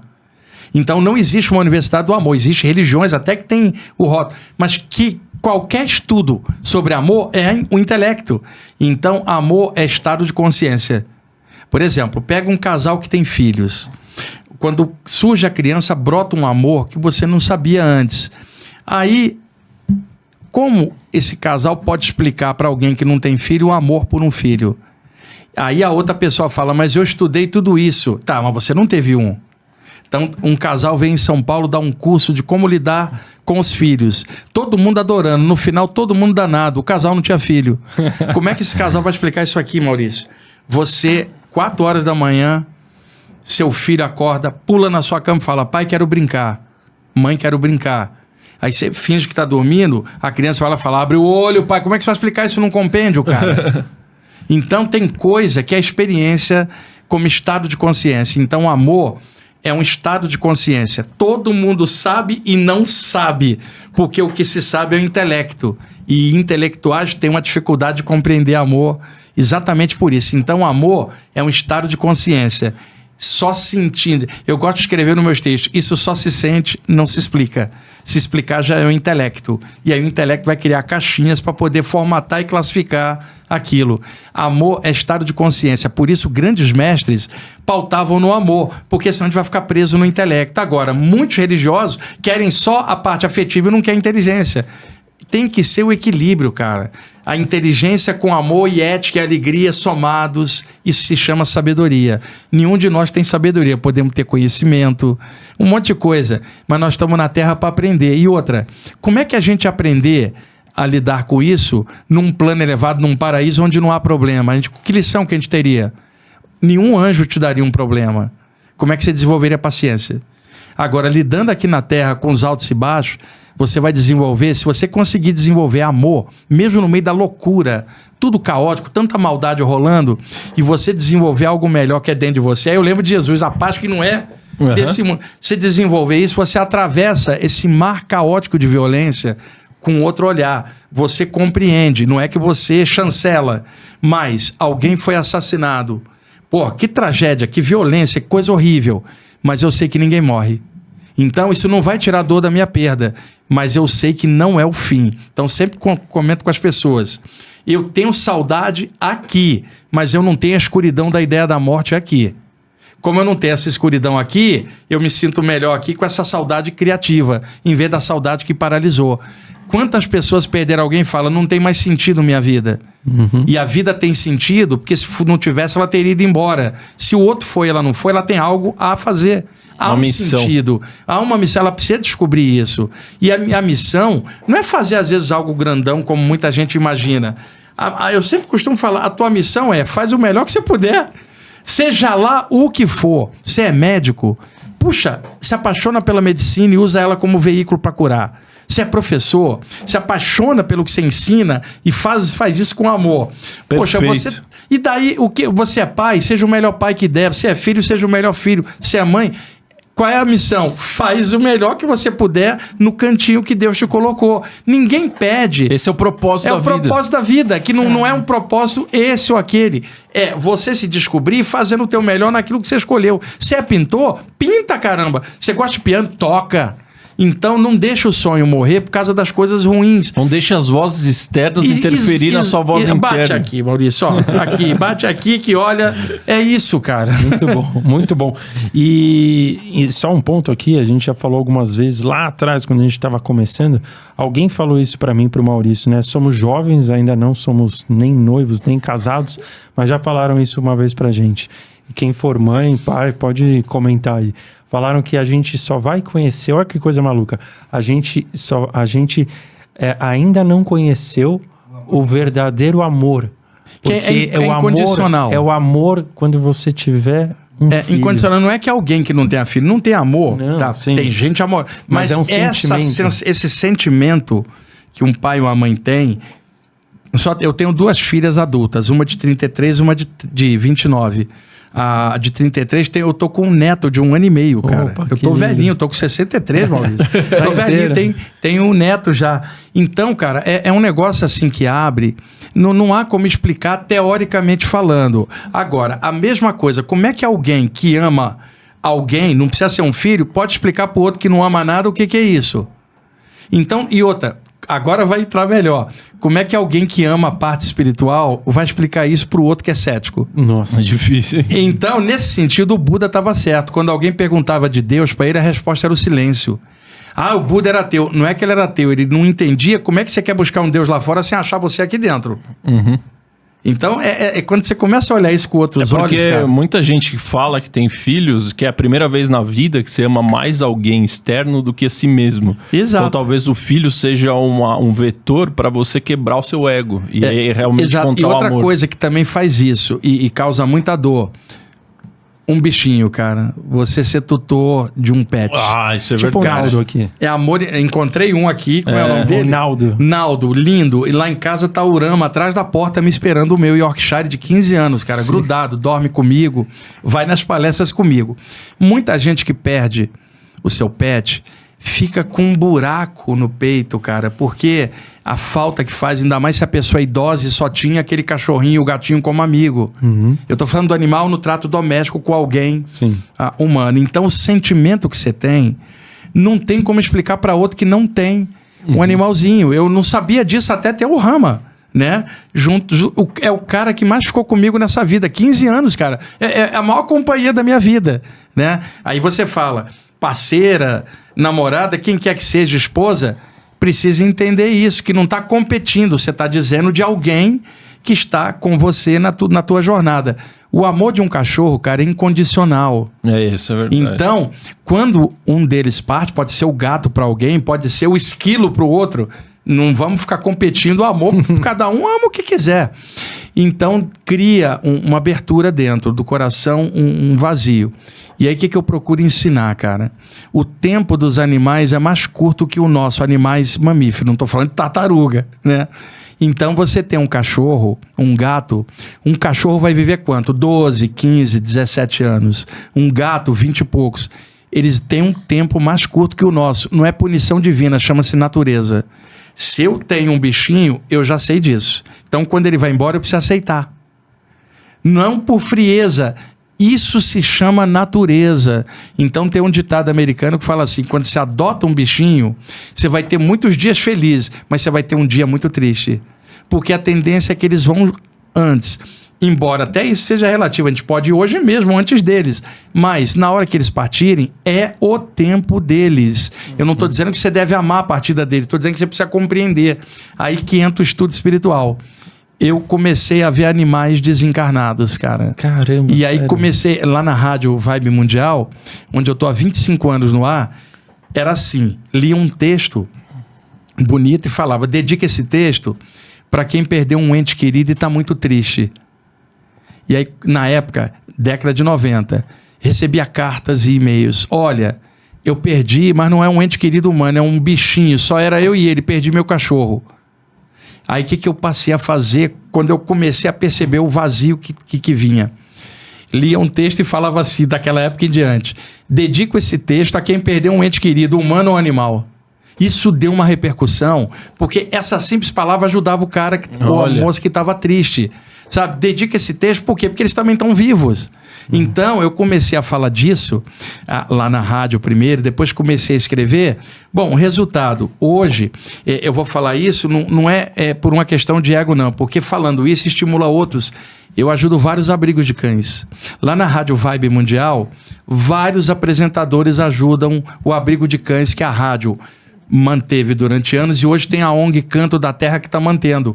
Eu e outros apresentadores ajudamos na ração dos animais. E o último livro que eu fiz, pela editora Lunai, eu deixei os direitos autorais para a ONG Canto da Terra para ajudar. Então, eu faço muita palestra arrecadando, às vezes, alimento, que depois distribui para comunidades carentes, e bastante ração para animal. Olha. Estava agora em Caxias do Sul, arrecadamos ração pra caramba, e aí depois o pessoal distribui. Então isso foi a chegada do cachorro na minha vida, me fez olhar uma área que eu não tinha noção. Nunca tinha visto. E aí eu comecei a ficar sensibilizado para essa área, para ajudar quem perde, ajudar os animais em condições de desnutrição ou de maus cuidados, e aí eu tô hoje nessa vibe. A chegada do animal me ensinou um monte de coisa, me abriu a consciência para algo que eu não sabia, cara. E aí eu comecei a falar, por isso que é legal poder estar falando isso aqui também. Não. E outra, eu não posso provar para as pessoas que a vida continua para o animal ou para o ser humano. Eu só tenho como contar as coisas que eu estou percebendo e o amor que eu tenho por isso, que é a única forma que eu tenho de compartilhar. Agora, tudo é questão de tempo, né, Ricardo? Total. Uma hora alguém vai embora. Seja questão de tempo, ou não há como. Aí alguém pergunta, eu não acredito em nada disso. Calma, espera. Porque isso não é doutrina que eu estou falando, chama-se natureza. Alguém vai embora uma hora. Eu não estou dizendo que para a pessoa amar isso, eu estou dizendo que isto acontece. E num lugar onde todo mundo morre, já que todo mundo nasce, não estudar isso é terrível. Porque na hora que acontece você não tem parâmetro. Por isso o estudo espiritual te dá parâmetro. Não que você vai gostar que alguém partiu, a saudade está aqui, mas não tem a ignorância aqui para trazer o luto. Quanta gente eu ouvi falar assim, vive o seu luto. Eu acho sadio, exceção de um estudante espiritual. Porque ele está estudando para erradicar a escuridão da mente. Que luto é esse? Ricardo, você desencarna. Aí chega aqui o Maurício e fala assim, eu tô de luto. E eu falo assim, eu não tô não. Aí você vai falar, por quê? Porque eu vi ele essa noite, ele estava vivo, que eu vou ficar de luto por um cara que não está morto. Quer dizer, o conhecimento, ele não é frieza. E outra, eu não vou visitar o cadáver dele lá, eu quero sair do corpo, dar um abraço nele, o eu real, que é o espírito. Nossa. Então, nada contra o outro que vai no velório. Eu tô falando a visão de quem mexe com esse tema, ela abre, e quando você fala isso, o outro não vai te entender, vai te chamar de frio. Repara, Ricardo, não vou visitar seu cadáver, eu quero visitar você. E para mim você não está embaixo da terra, você está ali. Eu vou atrás de você, não atrás do resto mortal. Seu espírito. Tá? Eu vou atrás de você, que é o Ricardo, que para mim está vivo. Como que as pessoas não entendem isso, cara? Esse cara é frio. Frio porque eu não visito o cadáver e visito a pessoa real, ou ela que está visitando o cadáver que é frio e nem sabe que o espírito está vivo. E como que eu visito? Então, a saída do corpo, ela me trouxe isso. Mas eu não estou dizendo que toda hora eu vou lá e faço o que eu quero, não é isso. Essas saídas ao longo do tempo me fizeram ver uma série de pessoas do lado de lá. Não foi tipo assim, o Ricardo desencarnou, deixou eu ir atrás dele. Não é isso que eu estou falando. Eu estou dizendo que a possibilidade da saída do corpo permite que algum dia eu te abrace. Então, veja, eu sinto tua falta aqui, mas eu não carrego a ideia do luto, porque eu sei que você não deixou de existir. Aí, psicólogos, cara, chegaram para mim e falaram, isso que você está falando está errado, a pessoa tem que viver o luto. Eu falo, eu entendo teu ponto de vista e entendo o outro. Agora, como estudante espiritual, não entendo esse ponto de vista. Porque, psicologicamente falando, a ideia da morte para mim acabou. Como que eu vou ter luto por um troço que não existe? E só foi ele passar para outro plano, isso não é morte. Somente saiu, não morreu. Mudou para o andar de cima, mas não morreu. Então, o luto nesse sentido não é falta de amor. Muda o ângulo de visão. Eu não vou apontar para o cadáver, vou apontar para você, onde você estiver, e vou falar... Um abração aí, viu, Ricardo? Como é que eu vou falar isso pro cadáver? Eu olhar pra tumba e falar, um abração, seu cadáver. Como é que eu vou falar isso? Eu falo, um abração aí, Ricardo. Então eu já sofri muita crítica por falar essa verdade como estudante espiritual do ângulo onde eu tô. Mas eu entendo todo mundo. Eu tô falando quem estuda a temática espiritual, se não abrir a consciência, não está adiantando o estudo, porque durante a perda ela vai sofrer igual o materialista, não está caindo a ficha. E aí, poxa, você pega um livro como o Siddhartha, você está lendo aquilo, eu falo, Ricardo, você não pode ser o mesmo depois de ter lido esse livro, cara, porque você está ponderando coisas maiores. Então é claro que a tua visão sobre coisas menores vai mudar diante da abertura que teve. Aí alguém chega e fala assim, o Ricardo leu esse livro, agora está pensando em outras coisas, como se você tivesse feito um erro. Imagina, estudando a parte espiritual, um dos objetivos, erradicar a escuridão da morte na mente. Isso tem que ser falado. E outra, não estou doutrinando, não estou representando movimento nenhum.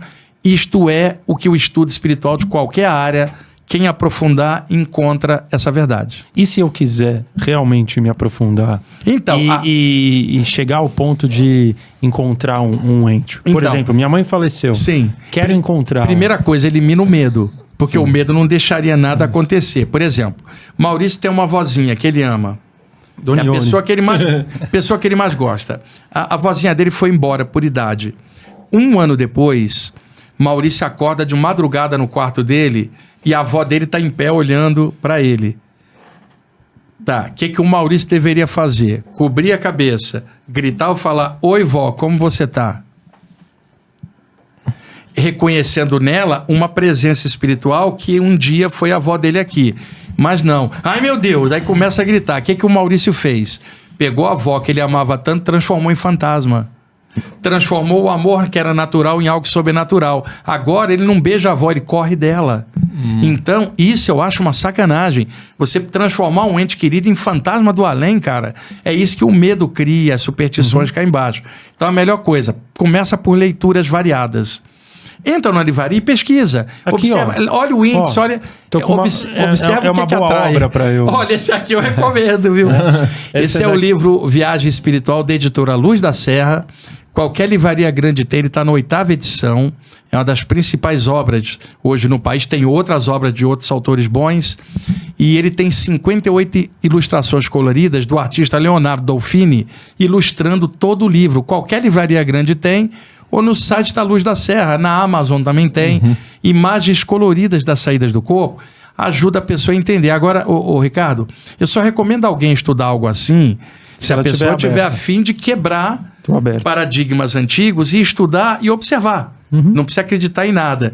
E não leia só esse, leia outros para fazer a visão de conjunto. Na média, ela acaba entendendo, cara, seja esse tema ou outro que ela buscar. Muito bom.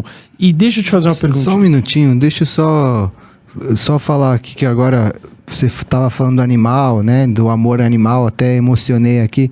E vendo uma gravura aí do seu livro mesmo, tem uma imagem que é o tutor e o cachorro fora do corpo. Fora do corpo. E tem o meu cachorro também, são 2. Ah, tá. Eu queria entender melhor essa figura, assim. Você, por exemplo, o tutor conseguiria se comunicar com o cachorro que já foi também? Sim, só que essa comunicação não é a comunicação igual aos seres humanos, é a comunicação de um ser humano com um animal.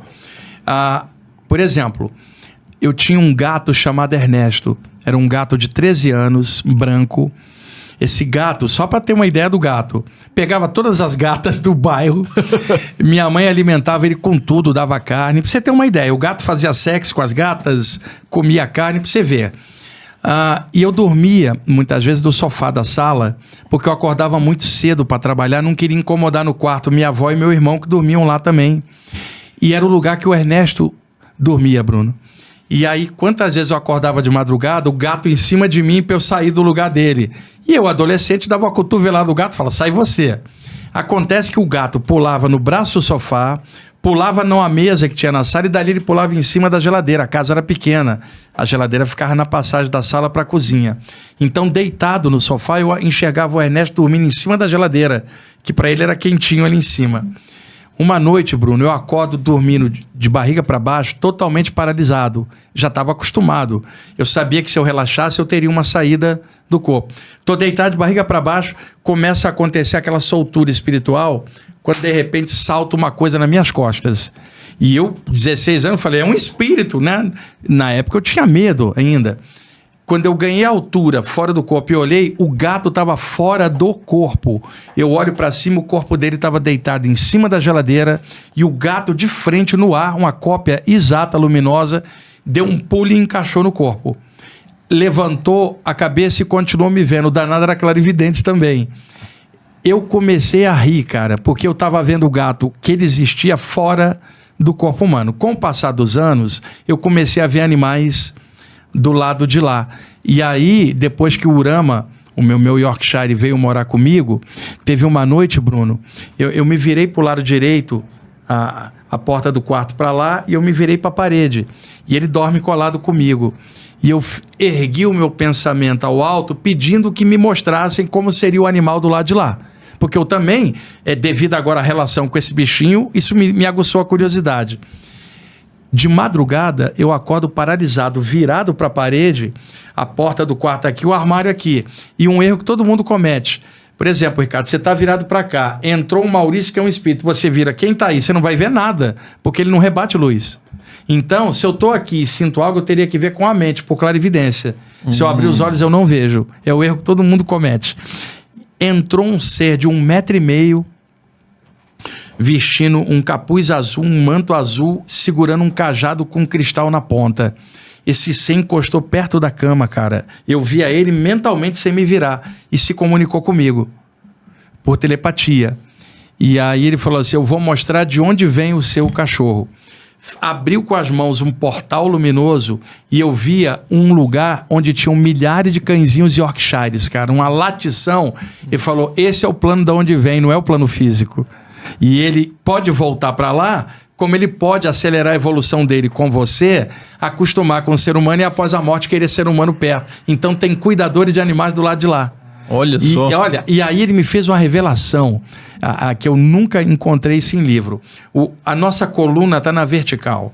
Então os nossos chakras, que são centros energéticos, nós temos um voltado para as estrelas e os outros voltados. O animal, como ele está na horizontal, exceção do macaco que está começando o cachorro, por exemplo, a coluna dele é na horizontal. Então os chakras dele são na horizontal, os nossos são na vertical e com um para cima. Então no animal funciona fome, que é o chakra da barriga, sexo, que é o gênito urinário, e a base da coluna, que é sono. Quer dizer, por isso que eles fazem isso o tempo inteiro. Exatamente, é por instinto. Quando eles vêm viver na natureza, é verdade. O que o teu cachorro quer, cara? Quer comer, dormir e pegar alguém, se ele puder, né? Então, quando o animal vem viver perto, na natureza, o animal é preso ou predador, né? Quando ele vem viver perto de você, você não é preso ou predador, é outro ser diferente. Ele acostuma com você, a relação, se é positiva, desenvolve agora o chakra cardiorrespiratório que estava em subnível. Olha. E que desenvolveria na natureza mais lento. Ele está vivendo com alguém que não é preso ou predador. E você tratando ele com respeito, o teu cachorro, ele lida com um ser que também desenvolve amor e o dele é incondicional. Quando ele desencarna, ele não pode voltar para a matriz original, onde era preso ou predador na natureza, ele quer ser humano perto. Então existem locais extrafísicos para animais desencarnados domésticos com cuidadores humanos desencarnados. Por isso que eu sei que a vida continua. O Urama, uma hora vai desencarnar, vou sentir uma falta danada dele aqui, mas ele vai estar em outro plano com um cuidador. Eventualmente, talvez ele desça de novo. Vai saber. Aí mostra aí. É Naldo o nome dele? Olha só que bonitão, ó. Ó, esse é o Naldo aí. Eu não vou poder mostrar essa live pro Urama, que ele é ciumento pra caramba. Se ele souber que eu fiz carinho no Naldo, ele vira a cara pra mim. Tava dormindo o Naldo aí, ó. Deu o Naldo aqui pra ele fazer a participação, né? Imagina, cara, uma criatura dessa, se a gente for comparar, Bruno, o amor que esse bichinho incondicional tem é superior ao nosso amor, cara. Muito Como mais. Que a minha vida vai continuar, a dele não vai? Imagina, com o amor desse ele incondicional. Ele é muito puro, né? Puro, então. É por isso que eles mesmos, né, reconhecem o amor, né, dos seres humanos. É mesmo que você não seja o tutor. Eles sabem quando o homem, né, a figura, né, o homem em geral, tem o amor, né? Eles percebem, assim, quando gostam realmente dele. Então, assim, isso é uma coisa surreal, assim. Então, eu, por exemplo, eu não tenho um cachorro, mas, assim, o Naldo, os amigos que eu tenho cachorro, todo mundo tem cachorro, eu tenho um amor muito grande. Eu falo que são todos os meus... eu sou o tio de todos, assim, porque assim, você cria um elo muito forte. O elo é muito forte. É por muito isso que a forte partida porque... deles dá um buraco. Às vezes, eu conheci pessoas que sentiam mais a falta deles do que do próprio parente que não visitava ele. A relação era mais fria. Então, como que pode, cara, um parente teu ter uma relação fria com você, o teu cachorro tem uma relação enorme, teu parente desencarna e continua vivo e esse bicho cheio de amor morre e desaparece? Incrível. Não tem a menor lógica no universo. Pega um cara igual Francisco de Assis, que é considerado aí o padrinho dos animais, o amor que esse homem tinha pela natureza e os bichinhos, cara. Pega um cara igual Jesus, que também há relato de amar os animais. O Buda também amava os animais, cara. Então, eles continuam a evolução deles em algum momento... não são seres estanques na natureza. A evolução deles vai prosseguir. Não estou dizendo que vai virar gente, não é nada. Estou dizendo que eles também progridem, senão não teria lógica, cara. Um Naldo aí cheio de amor, ele é muito melhor do que a gente aqui com o nosso amor, às vezes, egoísta. Quer dizer, nós desencarnamos, continuamos e ele some, sendo que ele é melhor do que nós nesse amor. Sim, não faz então sentido. não faz sentido. Por isso que eu sempre falo, quem perdeu o bichinho, entende, é o tempo. Eu não estou dizendo para não sentir saudade. Mas a vida continua para eles também, cara. Isso aí, quando você começa a olhar, existem algumas doutrinas que dizem que o animal reencarna na hora. Isso na natureza. Mas quando ele vai para perto do ser humano, ele desenvolve um chakra a mais. Foi isso que esse espírito me mostrou. E aí, ele prossegue do lado de lá. E tem gente tão presa a doutrinas, fala, mas nosso mestre não falou isso. Tá, ele não podia falar tudo. Né? E outra, também não sabia tudo, mas para um discípulo ou um fã de alguém admitir que o mestre não sabia tudo, isso é uma besteira. Nenhum de nós sabe tudo, nem mestres sabem tudo, só Deus sabe tudo. Então, questão dos animais, cara, eu hoje falo muito. Para mim, a chegada do Urama na minha vida me abriu outra perspectiva e me tornou mais sensível e empático com as pessoas que têm animais. E aí, cara, cada um com seu nível de consciência, lidando com o que pode da melhor maneira. Agora, a hora que o Urama foi embora, caso ele vá antes de mim, a gente não sabe, né? Eu vou sentir falta dele, mas eu tô tranquilo porque eu tô honrando a passagem dele e tratando ele com amor, cara. Como que eu vou sentir algo ruim se a relação era puro amor? Então não tem, ele agora vai alegrar os mentores do lado de lá, vai brincar com os mentores espirituais do lado de lá, cara, né? Vou sentir uma falta tua, mas vai brincar do lado de lá, segue lá voando. Eu entendo isso, né? E eventualmente, mais pra frente, eu gostaria de ter outro bichinho junto. Pra quê? Pra cobrir a falta do Urama? Não. Pra ter uma nova aventura com outro.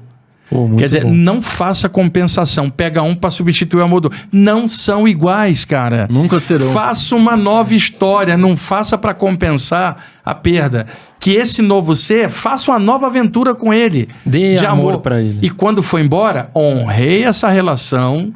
Tá? Era dele incondicional. O tempo dele é mais curto.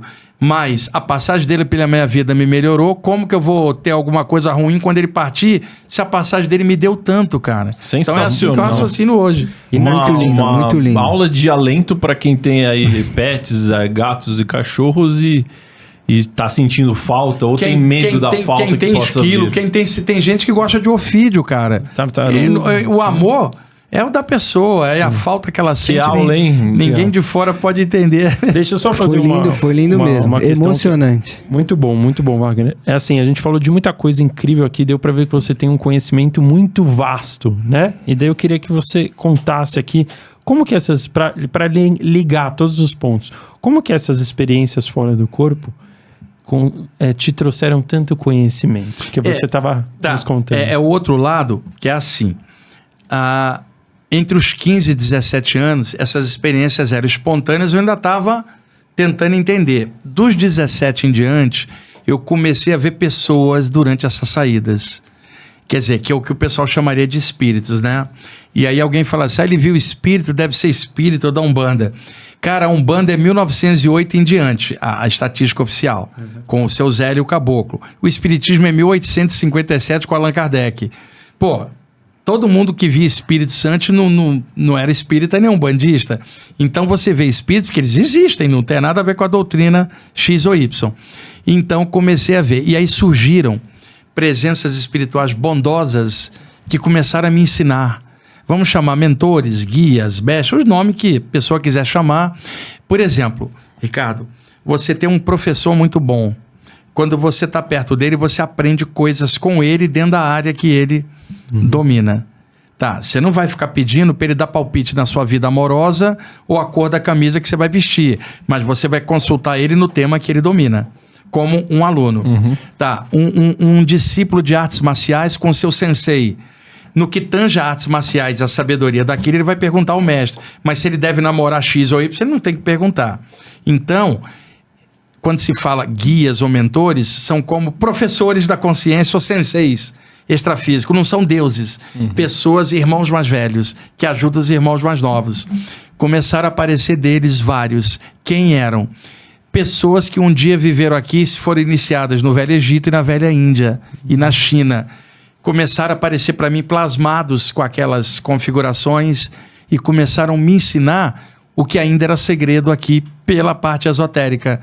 E eu então nunca fui iniciado em nada, cara. Tudo que eu aprendi foi na saída do corpo com esses mestres espirituais que foram me abrindo. Agora, olha que legal. Muito do que eu aprendi com eles e coloquei em prática, com o tempo, o meu próprio cabedal de informação ele foi ampliando, mas a partir, igual um aluno bom, cresce porque ele é bom, mas o professor pode ampliar o estudo desse aluno, dando um apoio.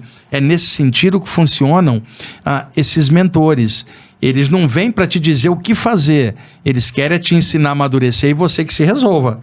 Então, muita gente, quando falou de guias, é sempre no sentido de pedir algo. Pô, o aluno não tem que ficar pedindo ao professor nada, ele tem que aproveitar a presença e aprender e o professor ensinar o melhor que puder. Então, esses são os mentores que começaram a aparecer para mim. E uma coisa, Maurício, que eu tenho de bom, é que assim... eu tenho nítida noção de como eu dou palestra e escrevo. A maior parte das coisas que eles me mostraram não era por mim mesmo, era em função de eu poder clarear para outros. Então, assim, a noção que eu tenho, a espiritualidade me abriu portas, não foi por mim, mas pelo trabalho que eu faço. Então isso é legal, porque eu não me engrandeceu. O que engrandeceu foi a informação. Então, tipo, eu sou um entreposto, Ricardo, eu recebo lá e chego aqui e distribuo para a rede. Eu não sou o dono da mercadoria. Sim. Eu não sou o dono da espiritualidade. Eu só estou aqui para compartilhar. Então, eu sou uma pequena peça numa enorme engrenagem da qual eu sou, né? E aí é que está o erro que eu vi muita gente tentando achar que era máquina. Não peça. E o que eu fui aprendendo é, se eu sou um poço e seguro para mim, uma hora estoura. Se eu sou uma fonte, para passar, eu deixo passar mais água para ter espaço para mais água passar. Então, se eu compartilho, vem mais. Então, isso que eu fui aprendendo com esse pessoal do lado de lá, e como eu tenho uma memória muito boa, eu pude juntar um monte de coisas. Era um espírito ligado à parte taoísta, era o outro ligado ao hinduísmo, era o outro ligado ao hermetismo. Eu fui aprendendo. E aí fui somando, cara, e as experiências fora do corpo, elas foram me moldando. E eu fui desenvolvendo tudo que eu podia de outras capacidades. A parte dos chakras, a passagem de energia com as mãos. E esse contato espiritual, ele foi ampliando. E o melhor, como eu não tinha doutrina fixa para ficar lacrado, aquilo vinha de formas diferentes. Agora, eu participei de muitos grupos aqui, porque uma hora você vai num grupo espírita, outra hora num grupo ocultista, outra hora na Umbanda, e você vai participando, conhecendo pessoas e somando. Mas a minha consciência nunca teve dominada por área nenhuma. E o principal para mim sempre foi a saída do corpo. E o plano espiritual para mim não veio como doutrina, veio como consciência. Sensacional, hein, Wagner? Puta, parabéns, cara. Aula. Nossa, assim, foi inacreditável. Gostou da experiência Lean? Opa, olha, a experiência Lean tá boa, né? Bruno, tá boa aí a experiência Lean? a gente, na verdade, até nem falou tanto das saídas do corpo. A gente pode ver mais pra frente. Uma segunda parte. Uma segunda parte só específica de saídas do corpo. Depois que eu já tiver lido. É isso, lê, aí vocês me perguntam em cima. Hoje dúvidas. Ficou uma coisa... E foi muito legal. Foi lindo. Eu acho fantástico. A gente viajou no universo de várias coisas. A próxima vez a gente foca na saída do corpo, que eu posso passar informação. E lembrando, existem outros autores excelentes sobre o tema. Leiam vários para ter visão de conjunto. Beba de várias fontes. Eu não quero ninguém me seguindo, pelo amor de Deus. Eu quero alguém aproveitando o que eu passo, aproveitando dos outros e aproveitando ela mesma, somando e tocando do jeito dela. Sensacional, Wagner. A gente tem as nossas perguntas Lean, tá? Então vamos lá. Eu vou dar a resposta Lean. Resposta Lean. Wagner, se você pudesse sussurrar uma frase no ouvido das 8 bilhões de pessoas desse mundo, que frase você sussurraria? Não adianta nada estudar qualquer coisa espiritual em qualquer área se não for para ser feliz, cara. Boa. Porque, imagina Jesus falando, a paz que eu trago não é desse mundo. Alguém que estudou Jesus e não está em paz tem algo errado. Então, a mesma coisa. Você estudou a parte espiritual, se você está triste, tem algo errado. Porque isso é a maior alegria, cara. Eu posso caminhar por aqui sabendo que eu não morro. Não é para se sentir pecador. Não, né? pecador de jeito nenhum. Agora, a gente vai errar. Mas o meu entendimento compreende que eu estou experienciando. Eu posso errar, mas eu não vou repetir o erro. Eu vou tirar a lição, passar por cima e crescer como uma criança que tropeça, mas acaba levantando. Pecado não, cara. O que tem é a incompetência da gente de fazer melhor. Mas a gente está lutando, né? E amanhã vai estar melhor do que hoje. Sensacional, hein? E a minha pergunta, Linha, é a seguinte. Se você tivesse à sua disposição uma máquina do tempo, você pudesse entrar nela e viajar lá para o passado para encontrar alguém aí que você tá a fim de encontrar e ainda não encontrou nas suas, né, nos seus momentos... ou se você também pudesse vivenciar uma história da humanidade. Cara, ou então você poderia entrar na máquina do tempo lá para o futuro, para ver como que a gente vai estar daqui por exemplo, imagina um cara igual Jesus. Por exemplo, entrei numa máquina do tempo, fui lá conhecer Jesus, por exemplo. Eu não imagino um Deus falando comigo. Imagino Jesus como um cara que sentaria do meu lado e conversaria como o melhor amigo que eu tenho. Quer dizer, e conversaria das coisas que eu não converso com ninguém. Como uma pessoa compreensiva me entendendo completamente, não me julgando. Se eu sentasse do lado do Buda, cara, eu tenho certeza que só o olhar dele, não precisava falar nada, pelo olhar viria tudo. E se eu sentasse do lado do Krishna, eu sei que teria uma risada muito legal. Então, se eu pudesse estar de frente com esses caras...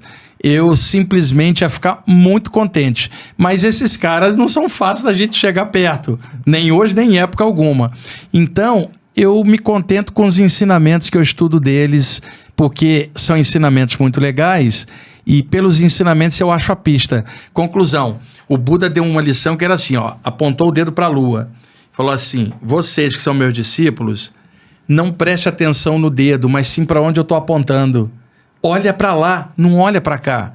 Então, o que a gente fez? Ficamos olhando para a personalidade de grandes mestres, esquecemos para onde eles estavam apontando, que era o alto. Genial. Normalmente a gente faz essas duas perguntas, mas você vai ter a terceira aqui, tá? Se você pudesse sentar nesse... que nem a gente tá batendo esse papo maravilhoso aqui, e bater um papo com o Wagner, né? Lá de 30 anos atrás... Hoje você com 63. Olha, sempre tem coisas a corrigir, né, Maurício? Coisa que a gente vacilou um monte. Que você falaria? Eu voltaria e falaria assim, cara, continua com a parte espiritual, que é a grande alegria da tua vida. Você vai ser tão feliz com isso. É o que eu diria. Agora, erros, se eu pudesse acertar um monte, mas experiência me diz que eu não consigo acertar erro antigo. Eu consigo fazer novo melhor, né? Então...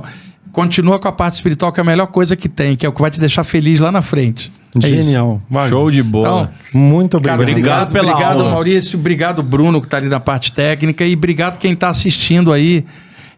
Tomara que um poder maior possa fazer com que quem está assistindo sinta algo legal, na doutrina que quiser, do jeito que quiser, mas alguma coisa boa possa ter sido passada nessa live. E se essa live te impactou... fez você sentir alguma coisa diferente, dá um like, se inscreve no canal, que toda quinta-feira tem um convidado especial aqui. Com certeza, é muito especial. Vocês que pediram o dia de hoje para acontecer, para o Wagner estar aqui com a gente. Então continuem mandando as suas indicações, que com certeza tem outras pessoas para agregar, assim como o Wagner. Eu estava falando para eles, pessoal, o cuidado para trazer convidados, né, para trazer gente de qualidade, que tem muita gente que tem podcast, leva o candidato card de like. Traz pessoas com qualidade de várias áreas, né? E que possam passar alguma coisa legal, cara. Para quem está assistindo, fala, valeu a pena ter tirado esse momento aqui para estar assistindo o Lean Podcast, e tem um monte de gente boa em várias áreas. Traz um padre, Traz um pastor, traz um médium, traz um pai de santo. Um rabino. Traz um rabino, traz um psicólogo, cara. E de cada um que possa ver uma luz sem competição com nada, simplesmente uma entrega sadia. A gente sempre fala, né? Aqui essa mesa é a proposta da nossa e a sua jornada do autoconhecimento. Todas as semanas a gente está aqui com ferramentas novas. E pro Bruno gostar, deixa eu só terminar mostrando uma coisa aqui, Bruno, ó. O Bruno vai gostar. Pera aí que eu vou achar aqui. Ele viu... Ó, a Orama aqui, ó. Eu sou tão papai coruja que eu botei ele no livro. Ó, que legal. Saindo do corpo aqui, ó. Aqui, ó. Durante o sono. Muito bom. Muito bom. Muito bom, galera. Obrigado aí por acompanharmos em mais uma live do Lean Podcast. Hoje foi muito especial. Recebemos aqui Wagner Borges. Para você acessar todo esse conteúdo, todos os outros conteúdos, todas as obras do Wagner... Tem aqui na descrição as formas de vocês acessarem. Obrigado, muito obrigado novamente. E até a próxima. Obrigado, galera. Vamos dar tchau lá. Dá um tchauzinho aqui, Wagner. Boa. Manda bala, Brunão. Valeu, galera. Valeu.